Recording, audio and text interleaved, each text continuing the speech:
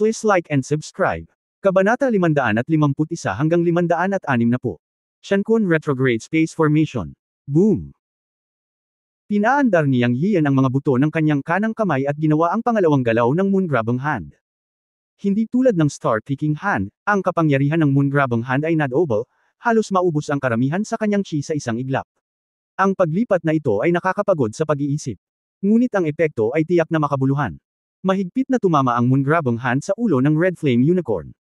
Buzz, uungol. Isang mapurol na dagandong ang nagmula sa bibig ng Red Flame Unicorn.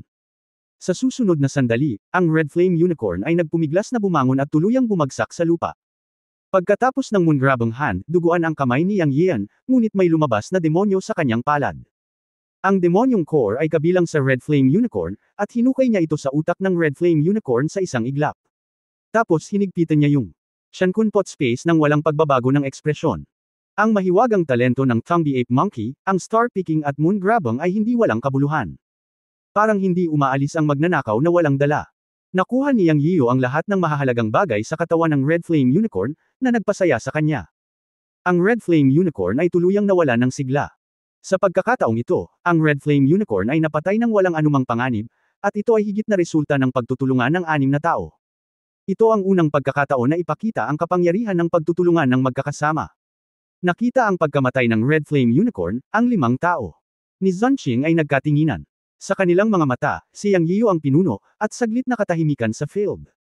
Pagkaraan ng ilang sandali, ang munting monghe na si Lao Fan ang bumasag sa katahimikan at nagsabi, si Amo Tuofo Yang Shizu ay may supernatural na kapangyarihan, at ang munting monghe ay kumbinsido. Sa pagkakataong ito, ang munting monghe ay walang kahit katiting na pagkukunwari sa kanyang mga salita, na may time na buntong hininga. Tiningnan din ng mga Zhongqing ang dagwang kanang kamay ni Yang Yiu na may kakaibang tingin sa kanyang mga mata, at hindi naiwasang sabihin, napagsanib mo na ba ang mga buto ng kakaibang hayop? Nagulat si Yang Yiu. Hindi niya inaasahang ibubunyag ng mga tao ni Zhongqing ang sekreto ng kanyang kanang kamay sa isang salita, ngunit hindi niya ito itinago. Dahil masasabi ito ng mga Zhongqing, maaaring alam niya ang mga buto ng kakaibang hayop. Tumanggo siya, talaga. No wonder, ungol ni Zhongqing nang hindi nagtatanong kung anong klaseng beast bone iyon. Sa katunayan, siya ay nagkaroon ng parehong buto. Lumapit si Mei Xing at nagsabi, Brother Yang Yian, napakalakas mo. Medyo nahiya si Yang Yian nang purihin siya ng isang magandang babae. Sa oras na ito, ang sombrerong kawayan sa ulo ni Mei Xing ay nasunog ng apoy, at nakita ni Yang Yian ang mukha ni Mei Xing sa butas, at ang kanyang puso ay nabigla. Sa isang ulirat, tila nakita niya si Sister Mei na nakatayo sa kanyang harapan. Si Mei Xing ay palaging nakasuot ng sombrerong kawayan at belo. Hindi alam ni Yang Yian kung ano ang hitsura niya. Ngayon sa pamamagitan ng butas, nakita niya na si Mei Xing at ang kanyang kapatid na si Mei ay magkamukha. Sa katunayan, ang mga pamamaraan ni Brother Yang ay hinahangaan ni Chen. Sa oras na ito, lumapit si Chen Chengxiang at pinutol ang iniisip ni Yang Yian tungkol kay Sister Mei, at ang kanyang mga mata ay lumayo kay Mei Xing. Tanging si Hu Xiao, na ilang metro ang layo mula sa iba, ang hindi lumapit dahil sa sobrang kahihiyan niya sa oras na ito. Mayroong ilang mga butas sa kanyang damit na nasunog, at may mga lugar kung saan siya nakalantad. Lumapit si Zhongqing at hinubad ang kanyang coat at ibinigay kay Hu Xiao. Bumulong si Yang Yiu sa kanyang puso, mataas ang EQ ni Zhang Yaonie. Matapos lumapit sina Hu Xiao at Zhongqing, ngumiti si Yang Yiu at nagsabi, huwag mo akong purihin. Lahat ay nagambag sa matagumpay na pagpatay sa Red Flame Unicorn sa pagkakataong ito. Kung wala ang kooperasyon ng lahat, hindi ko matatalo ang Red Flame Unicorn ng mag-isa. Pagkaraan ng ilang sandali ay huminto, patuloy siyang ngumiti at nagsabi, ang kunlo na salamin ni Zhang Yaonie ay makapangyarihan at nakakatakot, ang tiyangang pearl ng munting monghe ay nakakulong, at ang musika ni Miss Xiao ay nagpamanhid sa Red Flame Unicorn. Sinaksak ni na Brother Chen at Yinger ang mga vital point gamit ang baril at espada. Idinagdag ko lang ang huling kutsilyo, kaya lahat ito ay resulta ng pagsisikap ng lahat. Nang marinig ito ni Yang Yiu, maraming tao ang tumawa. Pinatunayan ng mga salita ni Yang Yiu na nakilala niya ang lakas ng lahat, at lahat ay may mukha. Alam din ni Yang Yiu na ang mga disipulong ito mula sa malalaking sekta ay gustong magligtas ng mukha, at isa sa alang-alang nila ang pangkalahatang sitwasyon kapag nagsasalita. Okay, ngayong napatay na ang Red Flame Unicorn, hinihintay namin ang iyong elixir. Hindi nakalimutan ni Zhongqing na sabihin kay Yang Yiu. Siyempre.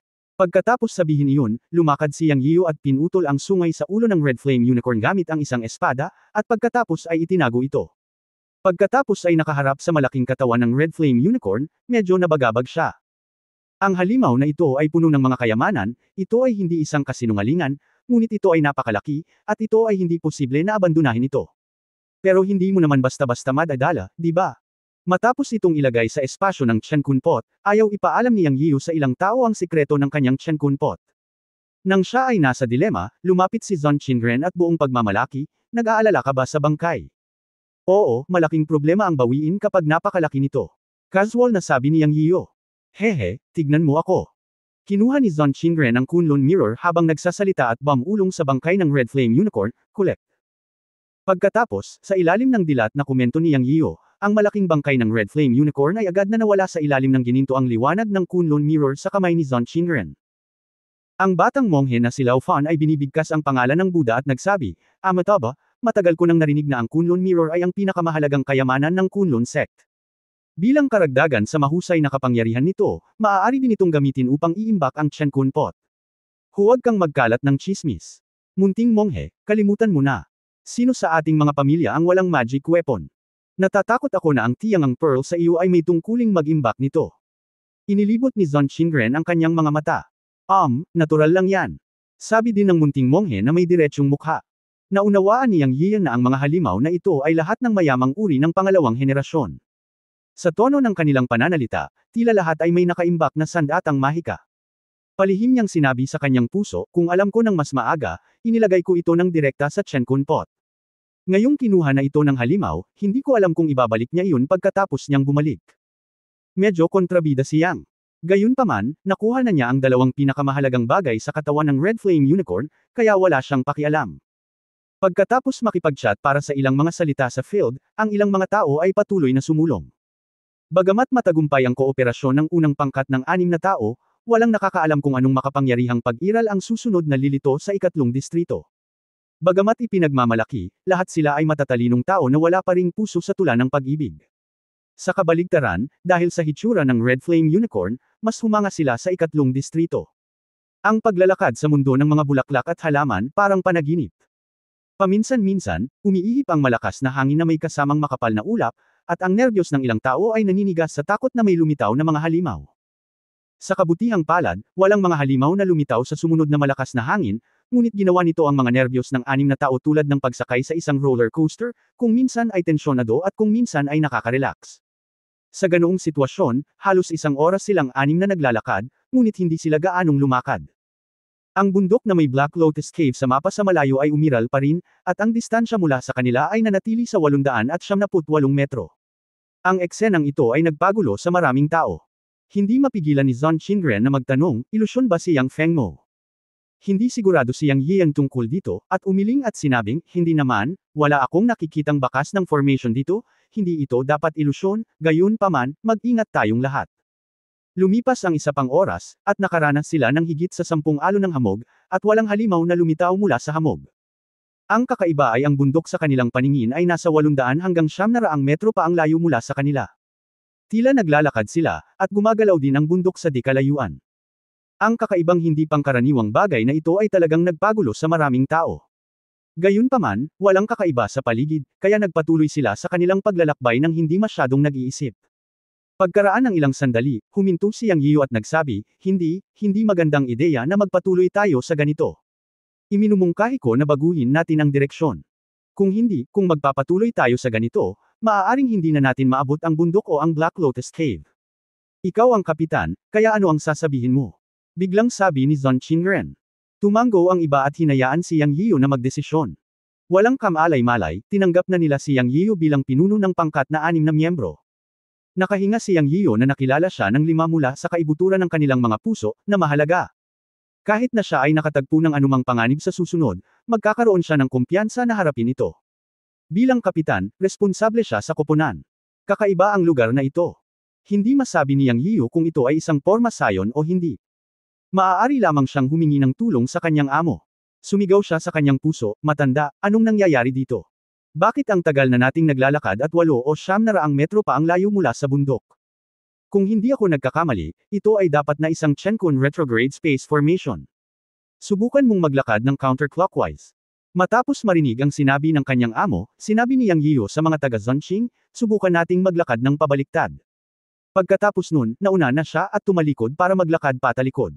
Nang maglakad sila ng 9 na hakbang paatros, biglang nagbago ang hangin at ulap at tumaas ang makapal na ulap. Kabanata 552 Ibong may 9 na ulo sa langit. Ganun pa rin ang kapaligiran, ngunit nang ang 6 na tao ay naglalakad sa kabilang direksyon, biglang lumitaw ang hamog sa kanilang paligid, at umihip ang malakas na hangin, at nagdilim ang langit at lupa. Anime Shiying, mukhang maliban sa fog, walang halatang pagbabago. Nasa iisang lugar pa rin tayo. Oo, Yang Feng mo, nagkakamali ka ba? Mayroon lamang isang madilim na ulap sa langit, at walang pagbabago. Sabi ni Zon Qingren. Maglakad tayo sa kabilang direksyon at tingnan kung ano ang mangyayari. Sabi ni Yang Yiyu sa iba. Amataba, ito ang tanging paraan. Tumango ang munting monghe bilang pagsang-ayon. Naniniwala si Yang Yiyu na hindi mali ang hatol ng kanyang amo. Kung ito ay talagang isang Qiankun retrograde space formation, sa sandaling ito, maaari lamang silang maglakad sa kabilang direksyon upang lapitan ang bundok kung saan matatagpuan ang Black Lotus Cave. Kung hindi, sila ay dadalhin, at hindi na sila makakarating sa bundok kung saan matatagpuan ang Black Lotus Cave sa kanilang buhay. Sa kasalukuyan, 9 na hakbang pa lamang ang kanilang ginawa. Patuloy na sumalungat sa agos. Pagkatapos ng ilang minutong paglalakad sa pagkakataong ito, biglang lumingon si Hu Xiao at gulat na sinabi, "Tingnan mo, ang bundok na iyon ay tila mas malapit sa atin." Matapos marinig ito, ilang tao ang lumingon at nakita na ang bundok, na orihinal na 8 o 900 metro ang layo, ay tila umikli sa oras na ito. Mahigit 500 metro lang iyon. Totoo naman, nagulat si Zon Qingren. Mukhang tama nga ang sinabi ni Kuya Yang. After we went against the flow, mas napalapit pa talaga kami sa bundok. Ito ay talagang isang oras at espasyo kung saan sumasalungat tayo sa agos. Napabuntong hininga si Mei Xing. May mali. Bakit lagi akong hindi mapalagay? Nararamdaman mo ba? Tanong ni Hu Xiao. Nang marinig ito ni Hu Xiao, naramdaman din ni Yang Yiyan ang parehong paraan. Kung tutuusin, ganito na ang pakiramdam niya mula nang magsimula siyang lumaban sa agos, ngunit hindi niya ito sinabi dahil wala siyang nakitang biglaang pagbabago. Ngayon ay napakunot ang noo niya nang marinig niya itong sinabi ni Hu Xiao. Ang mga taong humahabol sa Great Dao ay mas sensitibo kaysa sa mga ordinaryong tao sa kanilang ika-6 na kahulugan. Nararamdaman nila ang pagkakaroon ng krisis ng likas. Ang pakiramdam ng pagkabalisa ay totoo, iyon ay, magkakaroon ng isang krisis, ngunit hindi nila alam kung ano ito. I have this feeling, but there is nothing except na medyo madilim ang langit. Damo pa rin ang damo, langit pa rin ang langit, at syempre mas malapit ang bundok sa likod natin. Sabi ni Zon Qingren na may tampuhang bibig. Sa oras na ito, muling umihip ang hangin, ngunit sanay na ang iilang tao. Ang ganitong uri ng hangin ay madalas na nagdadala ng makapal na fog. Maliban sa hitsura ng isang pulang apoy na unicorn sa simula, walang abnormalidad o halimaw. Iniisip pa rin ni Yang Yiyu ang dahilan ng kanyang pagkabalisa. Nang marinig niya si Zon Qingren na nagsasalita tungkol sa langit, hindi niya namamalayan na tumangala siya sa langit. Ang sulyap na ito ay nagpabilis ng tibok ng kanyang puso. Umihip ang malakas na hangin, ngunit hindi huminto ang hamog. Ang 6 sa kanila ay nababalot ng makapal na hamog. Tumangala si Yang Yiyu sa langit. Ang bumabalot sa kalangitan ay hindi isang madilim na ulap, ngunit lumilipad na mga halimaw. Sandaling nanlaki ang kanyang mga mata, at ngayon ay naunawaan na niya na ang dahilan ng kanyang pagkabalisa ay ang mga halimaw sa kalangitan. Lumilipad na mga halimaw. Ang uri ng pang-aapi na nagpapaligalig sa mga tao ay nagmumula sa pang-aapi na dala ng mga halimaw na ito. Nang tumangala siya, nakita niya ang isang malaking madilim na ulap, na kung saan ay pawang mga lumilipad na halimaw. Hindi niya ito malinaw na nakita dahil masyado siyang mataas na lumilipad noon, ngunit ngayon, nang maaypa ng malakas na hangin ang madilim na ulap, ang napakalaking madilim na ulap na ito ay lumipad pababa. Malinaw na nakikita ni Yang Yiyu na ito ay isang lumilipad na halimaw na may haba ng katawan na higit sa kalahating metro at 9 na ulo sa ulo nito. Hindi niya alam kung ilan sila, kung ito ay 100 o 1,000. Anyway, lumilipad na ito patungo sa kanilang 6. Nilunok ni Yang Yiyu ang kanyang laway at sumigaw, "Depensa!" Buong puso niyang sigaw. Walang paraan na sa mga halimaw, ang mga lumilipad na halimaw ang pinakamahirap harapin. Dahil mabilis silang lahat ay nag-react at naglalakad pa rin sa Liuhei Formation ayon sa mga tagubilin ni Yang Yiyu, pagkatapos marinig ang sigaw ni Yang Yiyu, lahat sila ay nag-activate ng kanilang tunay na diwa at binuksan ang depensa. Sa isang iglap, nabuo ang isang defensive light shield sa kanilang paligid. Ito ang pinagsamang lakas ng 6 na tao, at ang kapangyarihan ay napakalaki din. Nakadepende ito kung kakayanin nila ang pag-atake ng halimaw. Ang munting monghe na si Lao Fan ay huminga ng malamig na hangin at tumingin sa napakaraming lumilipad na halimaw na nagmamadaling bumaba mula sa langit at sa lupa. Siya ay nauutal, Amidufo, ang 9 na ulo na ibon sa kalangitan. Kung tutuusin, hindi nila alam kung anong klaseng halimaw iyon, pero totoo naman na may siyam itong ulo, kaya angkop na tawagin itong ibong may siyam na ulo. Tumitig si Zon Qingren at bumulong sa sarili, ako. Tapos na ako sa ngayon. Si Chen Chengxiang, Hu Xiar, at Mei Xing ay may pangit ding mukha. Mabigat ang pakiramdam ni Yang Yiu sa kanyang puso. Naramdaman niya na ang mga halimaw na ibong ito na may siyam na ulo, kahit na hindi kasing lakas ng pulang apoy na unicorn na pinatay niya noon, ay mayroon ding lakas ng ikasyam na antas ng likas. Ang susi ay napakarami sa kanila at halos imposibleng mabilang ang mga ito. Ngayon ay naunawaan na niya kung gaano katotoo ang mga chismis tungkol sa ikatlong distrito sa sinaunang martial arts world. Hindi nakakagulat na walang tiyak na paglalarawan ng ikatlong distrito. Tila lahat ng dumating sa ikatlong distrito ay namatay dito. Ilang tao ang makakaligtas sa pakikipagtagpo sa mga halimaw tulad ng Red Flame One-Horned Bull at ang Nine-Headed Bird. Dalawa lang ito sa mga halimaw na nakatagpo nila. Sino ang nakakaalam kung ilan pa ang umiiral sa buong ikatlong distrito? Habang ang anim na tao ay nag-aalala, ang siyam na ulo na ibon sa kalangitan ay sa wakas ay sumugod pababa. Bang, bang, bang! Hindi mabilang na ibon na may siyam na ulo ang tumama sa panlaban na light shield ng anim na tao, na gumawa ng sunod-sunod na ingay.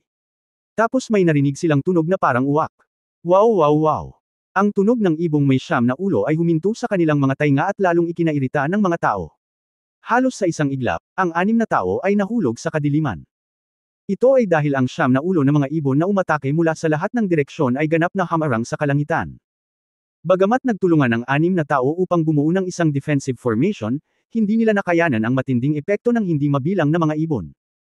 Ang mga ibong ito na may siyam na ulo ay ganap na parang mga gamo-gamo na lumilipad sa apoy, umaatake gamit ang matatalas na kuko at mahahabang tuka. Sila ay ganap na baliw at tila determinado na huwag punatan ang anim na tao. Ang nakamamatay ay naramdaman ng anim na tao na ang kanilang tunay na enerhiya ay patuloy na nawawala. Walang paraan.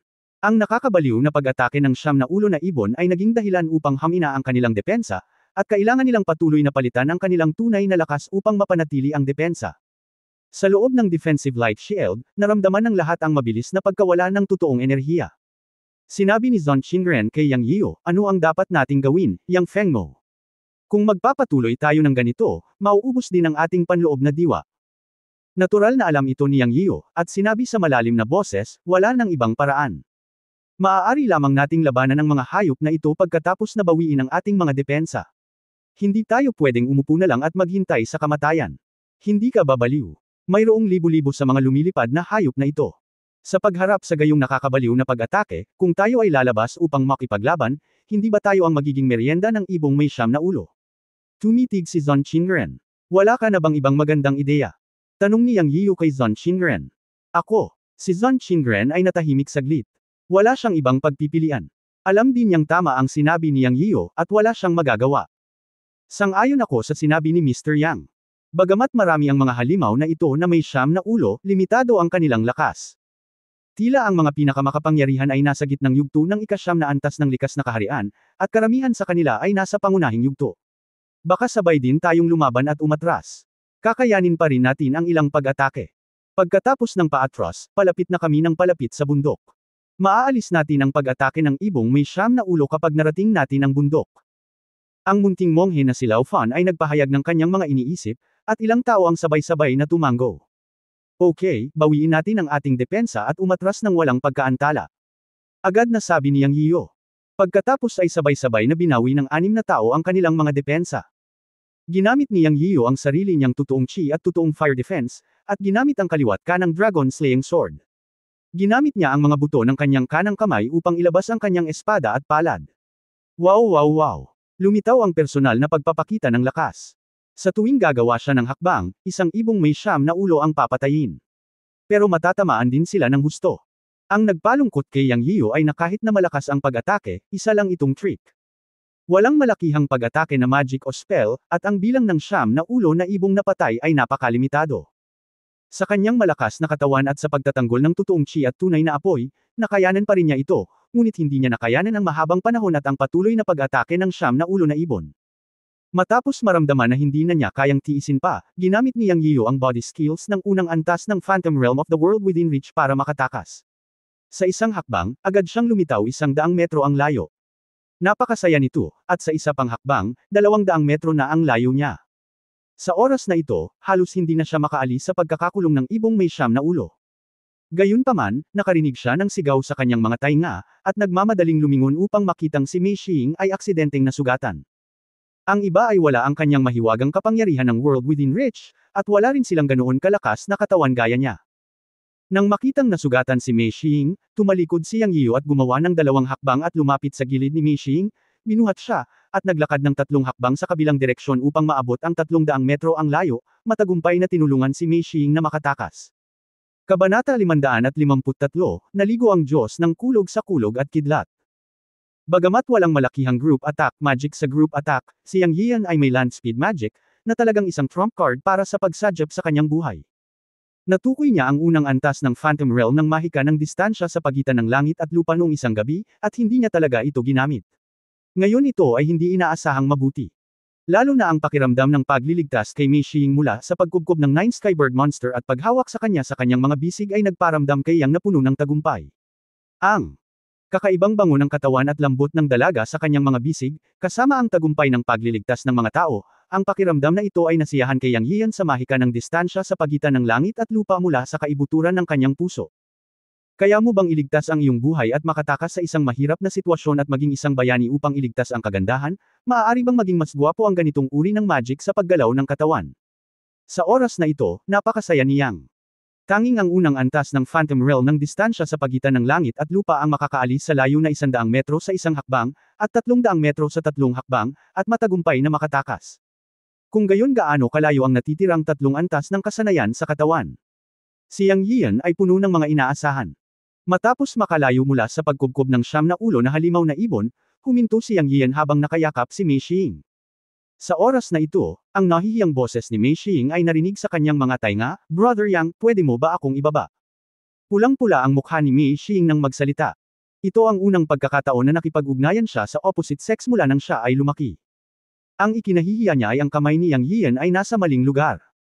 Sa oras na ito, medyo nanginginig ang buong katawan ni Mei Xing, at nakaramdam siya ng panghihina sa buong katawan. Ang kanyang sensitibong bahagi ay hinawakan ng malakas na kamay ni Yang Yian. Halos gusto niyang magsalita, at idiniin ang kanyang mga labi para hilingin kay Yang Yian na ibaba siya. Ang isip ni Yang Yian ay ang mahiwagang kapangyarihan ni Yaying, at bigla niyang narinig ang mga salita ni Mei Xing, at pagkatapos ay nagising siya mula sa isang panaginip at nalaman na ang poster na hawak niya kay Mei Xing ay tila mali at malabo, at ang pangunahing punto ay ang isang kamay ay nasa maling lugar. Bigla naman siyang nahiya at mabilis na pinababa si Mei Xing. Ngunit kanina, sabik siyang magligtas ng mga tao at binuhat si Mei Xing at tumakbo, at hindi niya pinansin kung nasa maling lugar ang kanyang kamay. Well, hindi ko sinasadya. I was just anxious when I saw you injured, umubo siya at nagpaliwanag. Salamat, Kuya Yang, sa pagligtas mo sa akin. Naiintindihan ni Yinger. Hindi siya sinisi ni Mei Xing at ibinaba ang kanyang ulo na may mukha na kasing pula ng pulang mansanas. Siya, hindi nang ahas na tumingin kay Yang Yiu habang nagsasalita. Ito ang unang pagkakataon para sa kanya na magkaroon ng ganoong kalapit na pakikipag-ugnayan sa isang lalaki. Si Ma ay puno ng mga babaeng disipulo, at si Mei Xing ay bihirang lumabas, lalo pa ang pakikipag-ugnayan sa mga tao. Ngayon ang kanyang puso ay tumibok ng napakabilis, at mayroon siyang hindi maipaliwanag na pakiramdam, na kakaiba. Natahimik ang 2 tao sa field, at narinig ni Yang Yiu ang isa pang bulalas sa likod niya. Sabay silang tumangala, para lamang makita na sina Hu Xiao at Chen Chengxiang ay kapwa-knuckle mo ng mga halimaw. Kuya Yang, pumunta ka at iligtas sila. Mabilis na sabi ni Mei Xing matapos itong makita. Nang tumango lang si Yang Yian, nagmura ang mga zonching sa field, "Yang Feng mo? Huwag ka lang tumayo dyan, bilisan mo at iligtas si Sister Xiao." Ngayon lang, si Yang Yian ay biglang sumugod palabas mula sa paligid ng 9 na ulo na ibon na parang multo, at tumakbo pabalik na parang hangin upang iligtas si Mei Xing. Malinaw itong nakita ng mga zonching, at nagulat sila at naiinggit sa paggalaw ng katawan ni Yang Yian. Sa isang kisap mata, nakita niyang nasugatan si Hu Xiao. Ang kanyang amo at ang ama ni Hu Xiao ay matalik na magkaibigan. Kilala niya si Hu Xiao mula pagkabata at itinuring niya si Hu Xiao bilang sarili niyang kapatid. Natural, hindi niya kayang makitang nasasaktan si Hu Xiao. Nang minumura si Yang Yian, ang mga tao ng zonching ay sumugod kay Hu Xiao na may dalang kunlo na salamin upang protektahan siya, ngunit siya mismo ay kinulit ng husto ng 9 na ulo na ibon ng ilang beses, at siya ay napangiti sa sakit. Kung ito ay para lamang sa kanyang sarili, magagawa ng mga zonching na protektahan ang kanilang sarili. Ngunit mahirap para sa kanya na protektahan si Hu Xiao. Sa labas ng field, itinaas ni Yang Yian ang sulok ng kanyang bibig, tumango kay Mei Xing, at pagkatapos ay humakbang pasulong at sumugod kay Hu Xiaoer 100 hakbang ang layo. Kahit na hindi siya pinaalalahanan ni Zhong Qingren, nailigtas niya sana ang mga tao. Malinaw na nakikita ni Yang Yiu na si Zhong Qingren at ang munting monghe na si Lao Fan ay nagawang protektahan ang kanilang sarili sa pagkubkob ng 9 na ulo na ibon, maliban kay Hu Xiaoer na mahina. Bagamat nasugatan din si Chen Chengxiang sa kanyang braso, iwinagayway niya ang kanyang sibat at mukhang ligtas sa ngayon. Ang maliit na monghe ay may 36 na tiyang ang Buddha beads, na maaaring magdepensa at umatake gamit ang mga supernatural na kapangyarihan. Sa likuran niya, isang anino ng Buddha ang kumislap, at siya ay tumingin sa pinaka-relax na tao sa eksena. Hawak ni Zhong Qingren ang Kunlun Mirror, ang kayamanan ni Kunlun, sa kanyang kamay. Kung hindi niya inalagaan si Hu Xiaoer, nakahinga na siya ng maluwag. Makalipas ang 3 hakbang, si Yang Yiu ay sumugod kina Zhong Qingren at Hu Xiaoer, binuhat si Hu Xiaoer at umalis ng walang sabi-sabi, ngunit sa pagkakataong ito ay naalala niya na ang kanyang mga kamay ay dapat ilagay sa tamang lugar upang maiwasang magalit muli kay Hu Xiaoer. Ang babaeng ito ay tagahanga ni Zhong Yoxi, at ayaw niyang masaktan ito. Bago umalis, sinabi niya kay Zhang Kangren, maghintay sandali, darating ako upang iligtas ka kaagad. Ito ay orihinal na isang mabait na salita, ngunit ito ay ipinagpalit sa sumpa ni Zhang Kangren, umalis ka, ikaw ay isang halimaw na patag na buhok, paano mo ito haharapin? Kung gaano ka-proud si Zhang Kangren, naiinggit siya kay Yang Yiu. Paano niya hahayaan na dumating si Yang Yiu para iligtas siya?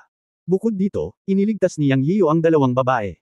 Kung hihilingin niya kay Yang Yiu na iligtas sila, hindi ba't walang duda tungkol sa mga babae? Sa halip, naisip niya na nililibak siya ni Yang Yiu, kaya labis na hindi nasisiyahan si Zhang Kangren sa sinabi ni Yang Yiu. Kinagat ng aso si Lu Dongbin at hindi kilala ang mabuting puso, naisip ito ni Yang Yiu at naunawaan ang iniisip ni Zhang Kangren. Bamulong siya at binuhat si Hu Xiaoer at nawala sa eksena. Ikaw ang aso.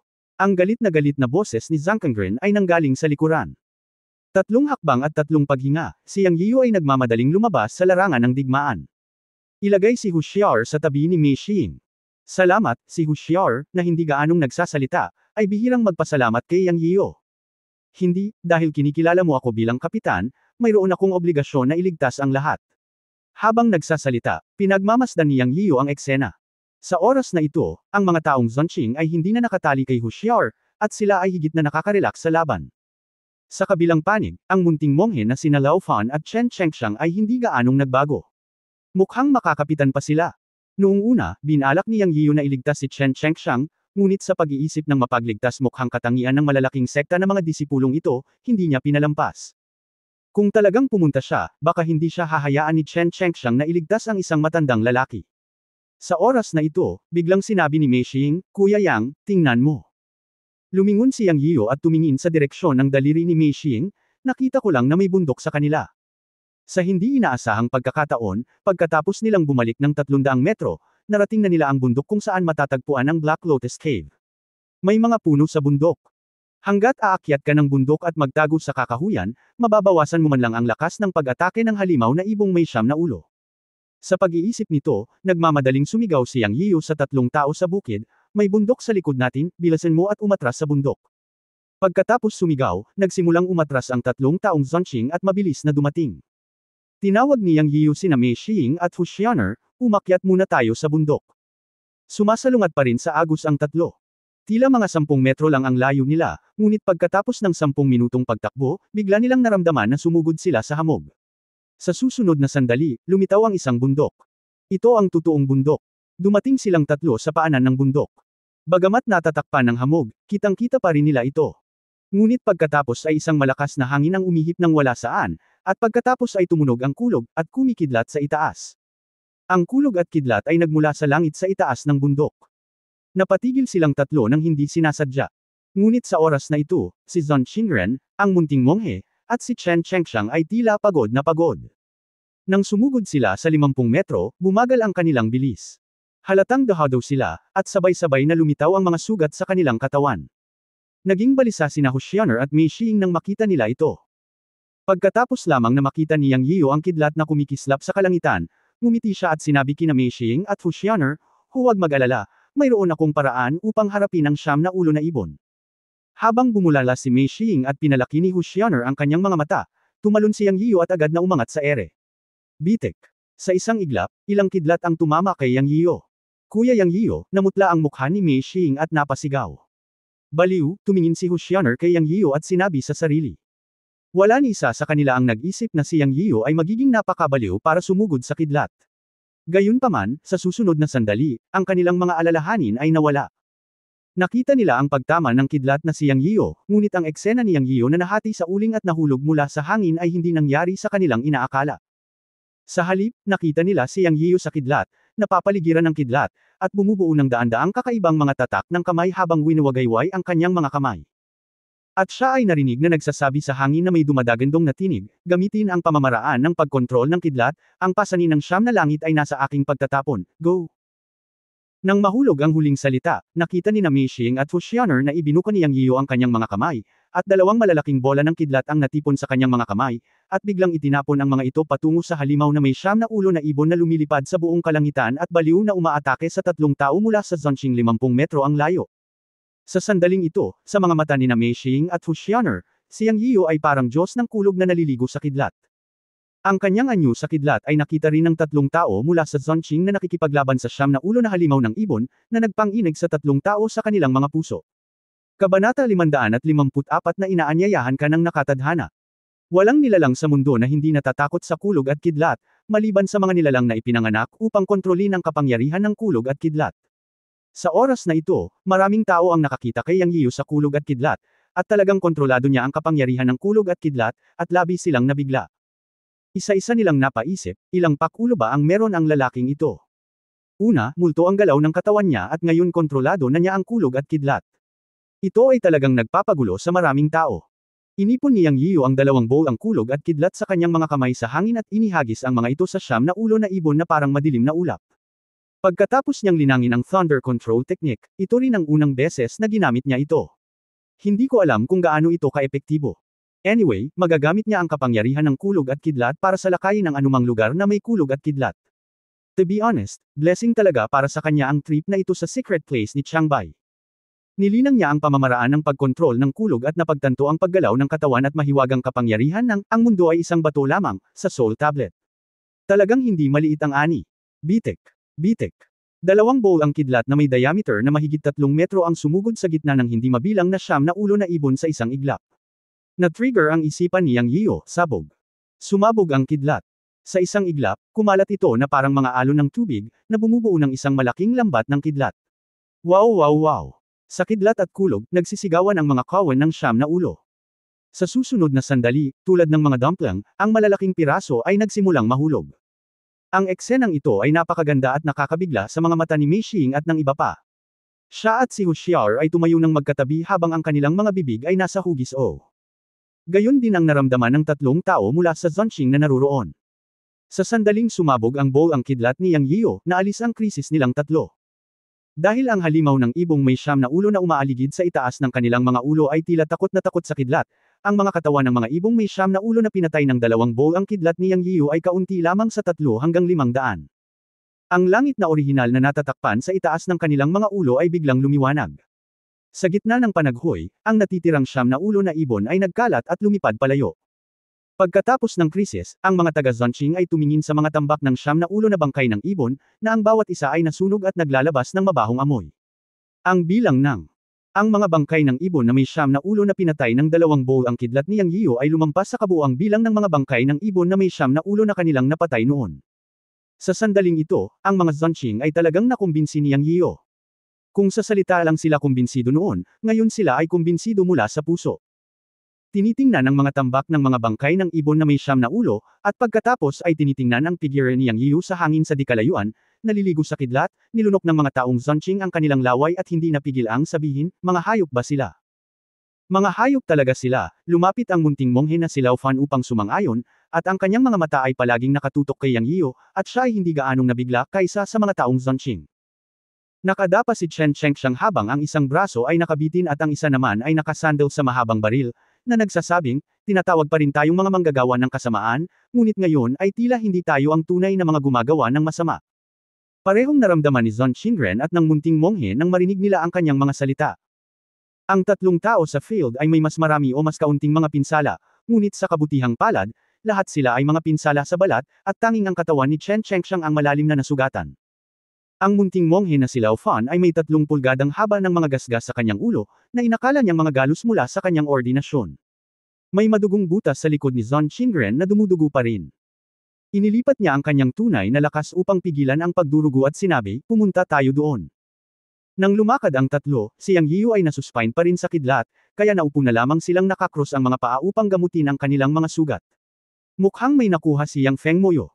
Mapait na ngumiti si Zon Qingren at nagsimulang gamutin ang kanyang mga sugat, puno ng pait ang kanyang tono.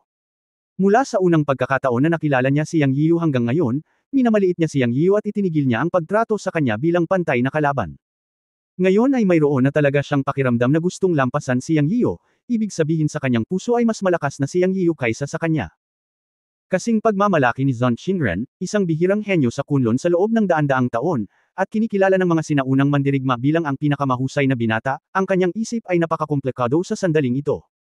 Ang mga salita ni Chen Chengxiang na si Yang Yiyu ay isang demonyo ay patuloy na namamalagi sa kanyang isipan. Matapos marinig ni Hu Xianer ang kanyang pag-uusap sa sarili bago umupo upang gamutin ang kanyang mga sugat, hindi niya napigil ang sabihin, Brother Zon, lahat ay may kanya-kanyang paraan. May sariling avenue si Yang Yiyu, at may sarili kang avenue. Huwag maliitin ang iyong sarili. Naniniwala si Xianer na ikaw ang pinakamalakas. Ang mga salita ng kal-iwan ni Hu Xianer ay orihinal na nabigla sa pandinig ni Zon Qingren. Oo, may 3,000 daan, at bawat isa sa atin ay kumukuha ng isang scoop ng tubig. Siya Yang Yiyu ay Yang Yiyu, at si Zon Qingren ay si Zon Qingren. Malakas siya dahil malakas siya, at baka hindi ako matalo sa kanya. Sinabi ito ni Zon Qingren, at pagkatapos ay ipinikit ang kanyang mga mata. Ang malakas na sigla ng langit at lupa ay nagtipon mula sa lahat ng direksyon at nag-drill sa katawan ni Zon Qingren. Si Zon Qingren ay halos nagkaroon ng demonyong hadlang ngayon, ngunit nalantad sa mga salita ni Hu Xianer. Bigla, napagtanto ito ni Zon Qingren sa kanyang sarili. Nakalusot siya at ang kanyang paglilinang ay umabot sa ika-9 na antas ng likas na pagiging perpekto. Si Hu Xiaer, na nakatayo sa tabi, ay may malambot na tingin sa kanyang mga mata, tahimik na pinapanood si Zon Qingren. Kailan? Nakita ng batang monghe na si Lao Fan ang tagumpay ni Zon Qingren, hindi niya maiwasang manampa, fuck, posible ba ito?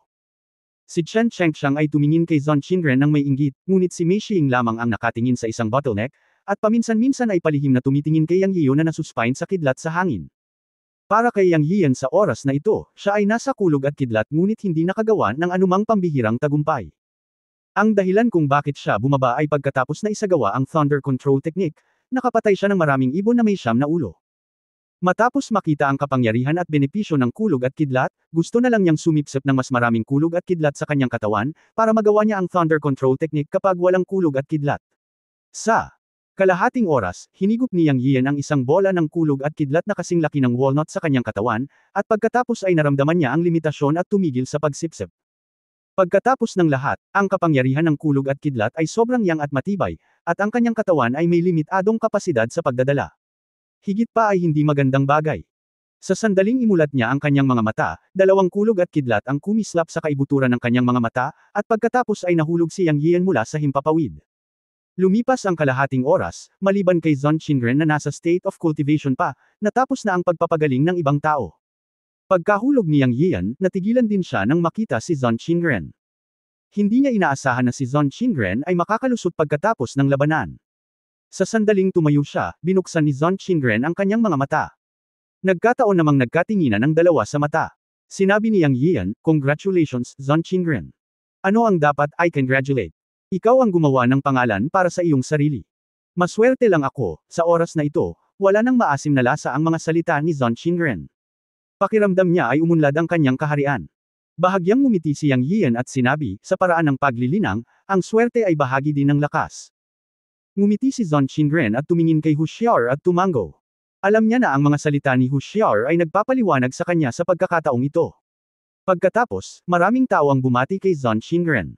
Sa katunayan, ang paglilinang ng ilang malalaking halimaw na naruroon ay hindi gaanong naiiba. Ang pagkakaiba ay ang bawat pamilya ay may iba't ibang mga mana at pamamaraan, at bawat isa ay may kanya-kanyang lakas at kahinaan. Hindi nakakagulat na si Zon Qingren ay maaaring makalusot. Kahit na ang iba ay nakalusot sa susunod na sandali, ito ay posible. Pagkatapos ay tumingin ang ilang tao sa bundok na nasa harapan nila at naghanda sa pag-akyat sa bundok. Pagkatapos ng ilang paikot-ikot, sa wakas ay nakarating na sila sa bundok kung saan matatagpuan ang Black Lotus Cave. Gayunpaman, habang papalapit sila sa destinasyon, mas naging mapagbantay ang lahat. Walang alinlangan na ang bundok na ito ay hindi karaniwan. Natakpan ito ng hamog at kumikidlat mula sa bundok. Hindi ko talaga alam kung anong klaseng bundok ito.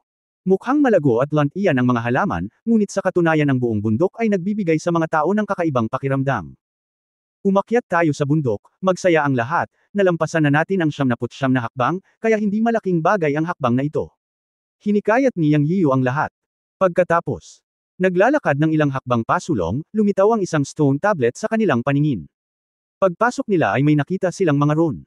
Matanda na iyon, ngunit wala ni isa sa kanila ang nakakaalam kung ano ang nakasulat dito. Matapos mag-isip ng mabuti sa mahabang panahon, wala silang nakitang kapaki-pakinabang na halaga. Sa oras na ito, humingi ng tulong si Yang Yiyu sa kanyang amo na si Yun Changxi. Matanda, alam mo ba kung ano ang nakasulat sa batong ito? Iyan ay hindi isang mainit na rune, ngunit isang espiritual na ugat. Walang silbi ang pagtingin sa ganitong uri ng inscription sa mata. Ay patong mo ang iyong kamay dito at gamitin ang iyong espiritual na kapangyarihan upang makita ito. Mabagal na sabi ni Yun Changxi. Nang marinig ito, sinabi ni Yang Yiyu sa maraming tao, ito ay isang espiritual na inscription. Kung gusto mo itong makita, ilagay mo ang iyong kamay dito at gamitin ang iyong espiritual na kapangyarihan upang makita ito. Espiritual na inscription. Marami kang alam, pang-aasar ni Zhang Qingren. Kuya, marami akong alam. Ito ay wala. Ngumiti si Yang Yiyu at nagpanggap na cool sa harap ng iba. Pagkatapos ay ipinatong niya ang kanyang kamay sa kubrekama at ipinikit ang kanyang mga mata para maramdaman iyon. Sa sumunod na sandali, naramdaman niya ang isang malaking puwersa ng pagsipsip na paparating. Nang muli niyang imulat ang kanyang mga mata, nagbago ang paligid, at natagpuan niya ang isang mundong natatakpan ng ambon. Ito ay isang kaguluhan. Alam ni Yang Yiyu na ito ay isang mundo na binuo ng espiritual na kapangyarihan, na nangangahulugan na ang kanyang kamalayan ay pumasok sa stone tablet. Pagkatapos ay isang matandang boses ang tumunog, ang nakatakdang tao ay malugod na tinatanggap ang iyong pagdating. Kabanata 555, ang unang lotus ng Primordial World. WHO. Walang nakitang tao si Yang Yiyu, ngunit may narinig siyang boses, at nagulat siya. Gayunpaman, bingi ang kanyang tanong. Tuloy-tuloy ang tunog ng matandang boses na parang kinakausap ang sarili. Napagtanto ni Yang Yiyu na ang tinig na ito ay dapat na labi ng espiritual na kamalayan. Ito ay isang bibig lamang. Ang matandang tinig ay patuloy na nagsabi, sa simula ng unang mundo, ang dakilang paraan ay nabuo, ang mundo ay nilikha, at lahat ng bagay ay ipinanganak. Ipinanganak ni Chaos ang itim na lotus. Sa simula ng primordial na mundo, ang itim na lotus ay nahulog sa walang katapusang kalamidad. Ang lotus ay inilibing kasama ng anak ng nakatakdang tao. Maraming salita ang sinabi ng matandang boses, at halos naunawaan ito ni Yang Yiyu. Sinasabi nito na sa primordial na mundo noong unang nilikha ang mundo, isang itim na lotus ang ipinanganak. Nakamit ng itim na lotus ang kaliwanagan, at pagkatapos ay nahulog sa malaking kapahamakan. Ang lugar na ito, ang lihim na lugar ng Changbai Mountain, ay ang libingan ng itim na lotus.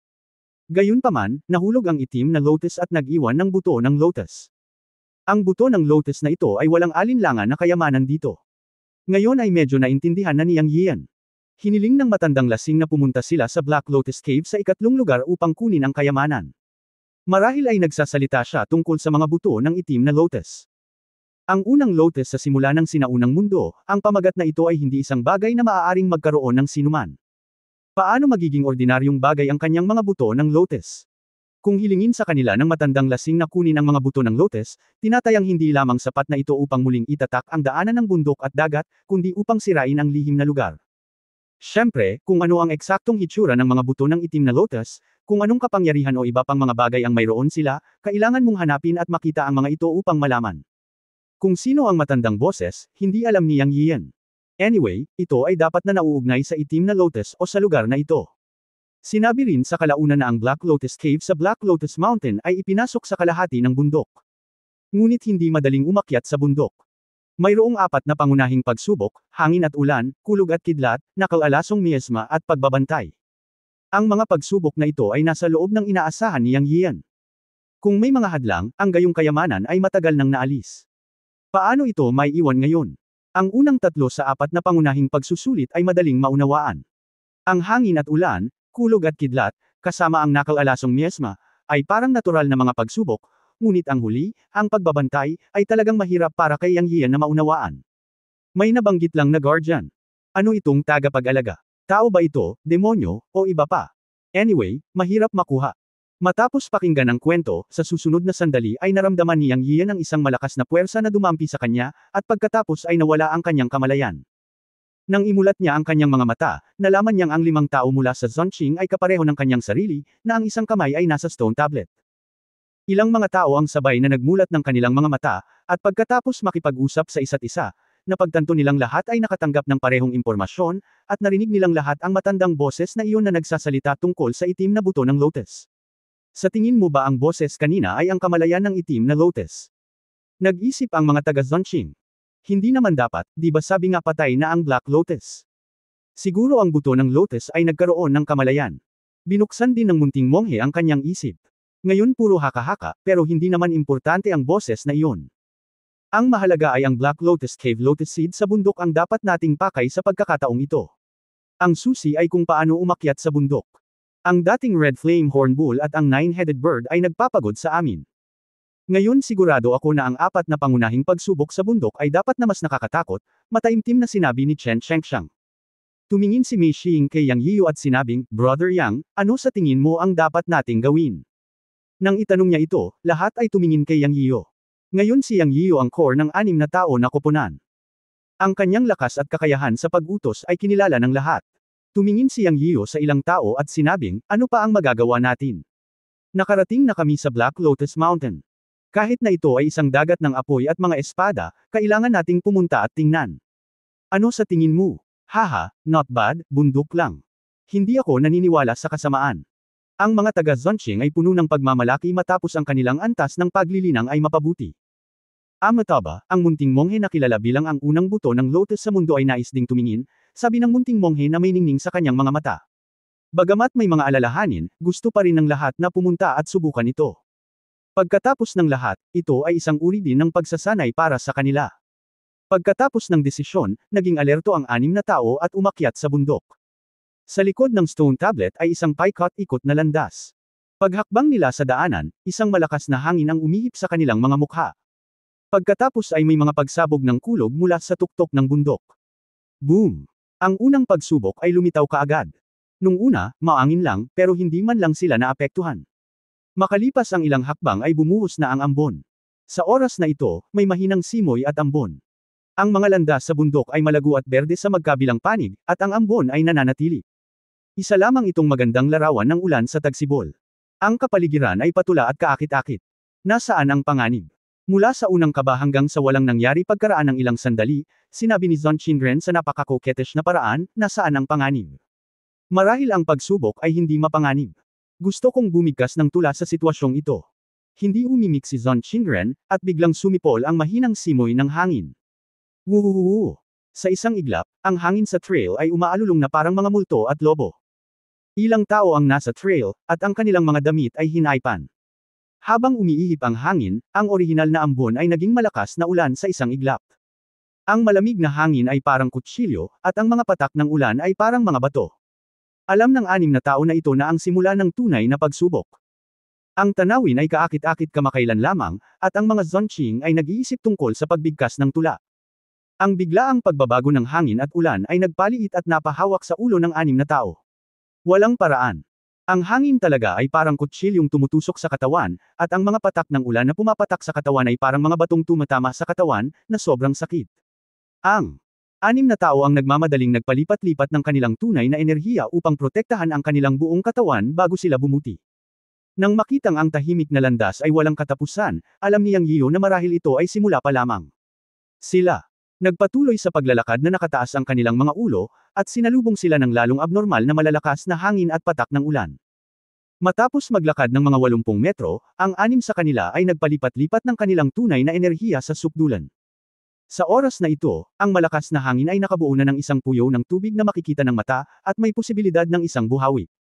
Sa isang tiyak na sandali, biglang sumigaw si Hushyar, at ang kanyang katawan ay direktang tinangay ng malakas na hangin. Sa kabutihang palad, mabilis siyang nahuli ng mga taga-Zonqing at naiwas ang Tangye ng buhawi. Ngayon ang bawat hakbang ay napakahirap. Naabot na ng lahat ang limitasyon ng paglaban.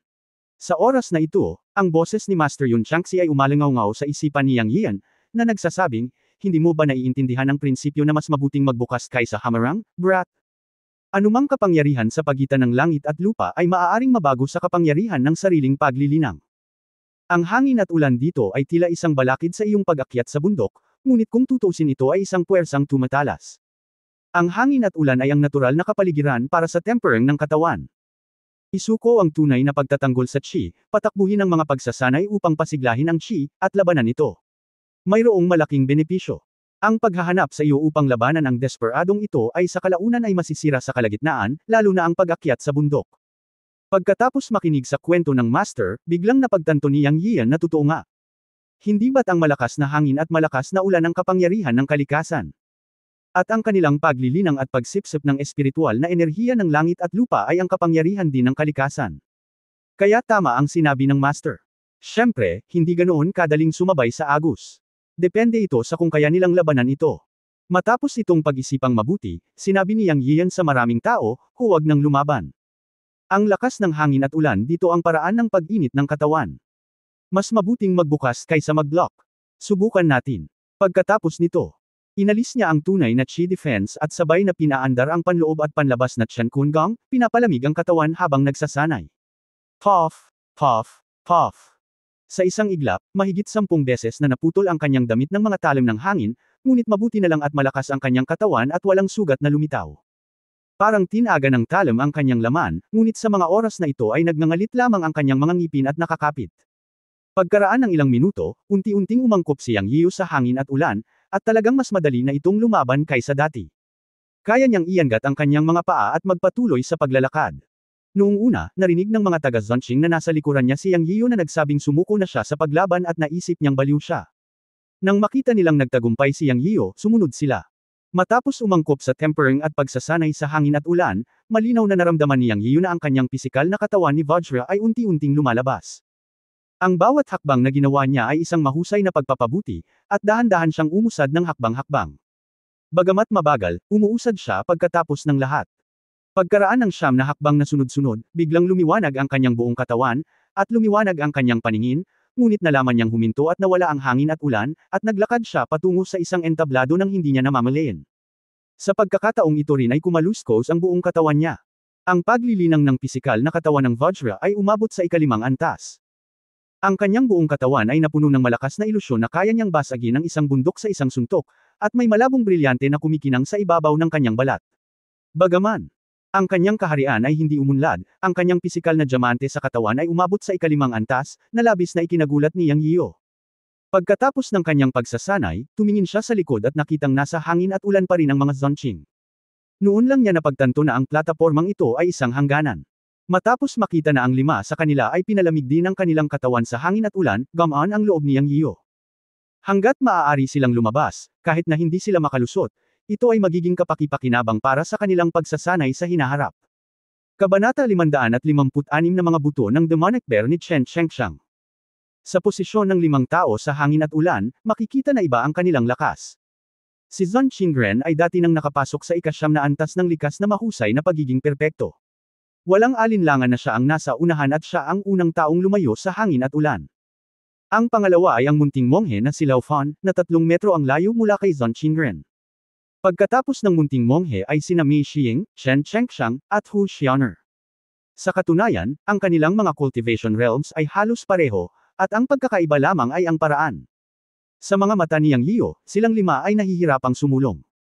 Hindi sila tinulungan ni Yang Yiu, at wala rin siyang balak tumulong, dahil ito ay isang uri ng tempering at isang uri ng pagsasanay. Tanging kapag naranasan nila ang hangin at ulan sa kanilang sarili sila ay lalago. Naniniwala si Yang Yiu na ang paghihirap na ito ay malalampasan, kung hindi, hindi siya karapat-dapat sa pangalan ng isang demonyo. Oo naman, pagkaraan ng ilang sandali, si Zhang Qingren ang unang lumabas sa hangin at ulan at pumunta sa tabi ni Yang Yiu. Pagkatapos ang munting monghe, Mei Xiying, Chen Chengxiang, at Hu Xiaoner ay sunod-sunod na lumabas. Sabay na tumayo ang 6 na tao at nagkatinginan. Lahat sila ay dumanas ng sakuna, ngunit marami rin silang natamo. Ang kanilang paglilinang at pangunawa ay bumuti sa hangin at ulan. Pinagdikit ng maliit na monghe ang kanyang mga kamay at sinabing, Amoto Buddha, salamat sa iyong paggabay, Mr. Yang, ganoon din ang pakiramdam niya, at palaging nararamdaman na maaari siyang tumapak sa likas na ika-9 na antas ng pagiging perpekto anumang oras. Kaya labis siyang nagpapasalamat kay Yang Yiu. Kung hindi sinabi ni Yang Yiyo na mararanasan niya ang hangin at ulan, walang sinuman ang makakakuha ng anuman, at maaaring matrap pa sa hangin at ulan. Maraming iba pang mga tao, kabilang si Zon Qingren, ang nagpahayag ng kanilang pasasalamat kay Yang Yiyo, at bihira para sa kanila na maging seryoso. Ngumiti si Yang Yiyo at sinabing, "Okay, huwag kang mapagpanggap. Buo na kami ngayon, isang team. Bilang kapitan, ginawa ko ang dapat kong gawin." Sa katunayan, pinasasalamatan niya ang kanyang Panginoon na si Yun Changxi sa kanyang puso, at lalo niyang naramdaman kung gaano kahalaga ang magkaroon ng isang master sa kalsada ng paglilinang. Lalo na ang isang master na may kaalaman at alam ang lahat. Para kay Yang Yiyo, ito ay mas mahalaga kaysa anupaman. Habang mas pinagbuti niya ang kanyang cultivation level at mas makapangyarihang mga tao na nakilala niya, naramdaman ni Yang Yiyan na siya ay isang baguhan. Kung hindi dahil sa kanyang amo, hindi niya malalaman kung paano magpapatuloy. Maraming tao ang naging mapagpakumbaba sa isa't isa, at naramdaman ng lahat na tila ba pinaliit nila ang distansya sa pagitan nila nang hindi sinasadya at naging mas matalik. Okay, marami pang challenges na naghihintay sa atin mamaya, sabay-sabay nating talunin. Tuwang-tuwa si Yang Yiyan. Para sa kanya, itinuring niya ang mga tao ng Zonqing bilang mga kaibigan. Oo, sabay nating sakupin ang bundok na ito at sakupin natin ang mga pagsubok na naghihintay sa atin mamaya. Ikaw, bilang kapitan, ay patuloy na namumuno sa daan. Ang munting monghe ay bihirang magbiro. Sa katunayan, bilang isang monghe, hindi niya itinuring ang kanyang sarili bilang isang monghe. Kapag kasama niya ang kanyang amo, palagi siyang tinatawag na matandang monghe at matandang monghe. Siya ay napakalaya at madali sa kanyang puso. Sa harap ni Yang Yiyan at ng iba pa, dahil hindi sila pamilyar, maaari nilang pagsamahin ang kanilang mga kamay at pagbigkas ng pangalang Budista, ngunit lahat sila ay nagpapanggap. Ngayong pamilyar na sila sa isa't isa, nagbiruan sila. Matapos makaranas ng mga paghihirap, nakilala ng lahat ang isa't isa at naging pamilyar sa isa't isa. Nagkaroon sila ng magandang kalooban at pinahahalagahan ang isa't isa. Paglingon nila, nakita nila ang isang stone tablet sa hindi kalayuan sa likuran nila. Sa pagkakataong ito, nakasulat dito ang mga sinaunang tradisyonal na Chinese character ng Kyushu. Nakilala ito ni Yang Yiyo at lumakad siya para basahin ng mahina, Ancient Thunder and Lightning Road. Ang dinaanan lang namin ay hangin at ulan, at ngayon ay kulog at kidlat. Ibig sabihin, magkakaroon ng laso na miyesma pagkatapos ng kulog at kidlat, at pagkatapos ay ito na ang huling antas ng proteksyon. Sabi ni Mei Xing. Yang Yiyo tumanggo at sinabing, dapat ganito. Dapat may kulog at kidlat kapag umakyat ka sa hagdan sa harap. Iba ito sa hangin at ulan. Kung hindi ka sigurado sa kulog at kidlat, sundin mo ako. Paprotektahan kita. Hindi napigilan ni Mei Xing na bamulong, susundan ko si Kuya Yang. Sa oras na ito, sinabi ni Zon Qingren kay Huxiar, Shire, sundan mo si Yang Feng mo. Ano naman sayo? Nag-aalalang sabi ni Huxiar. Huwag kang mag-alala, ang kayamanan ni Kunlun na Kunlun Mirror ay hindi isang vegetarian. Kaya ko pa ring magdala ng maliit na kulog at kidlat. Tiwalang sabi ni Zon Qingren. Kung gaano siya ka-proud, dadaan siya sa kawali bago siya mabusog. Sige, mag-ingat ka. Ang mga mata ni Huxiar ay puno ng lamang. Tumanggo si Zonqing, tumingin kay Yang Yiyo at sinabing, pakiusap, alagaan mong mabuti si Xiar para sa akin. Huwag kang mag-alala, hindi ko hahayaang masaktan ang Xiar mo.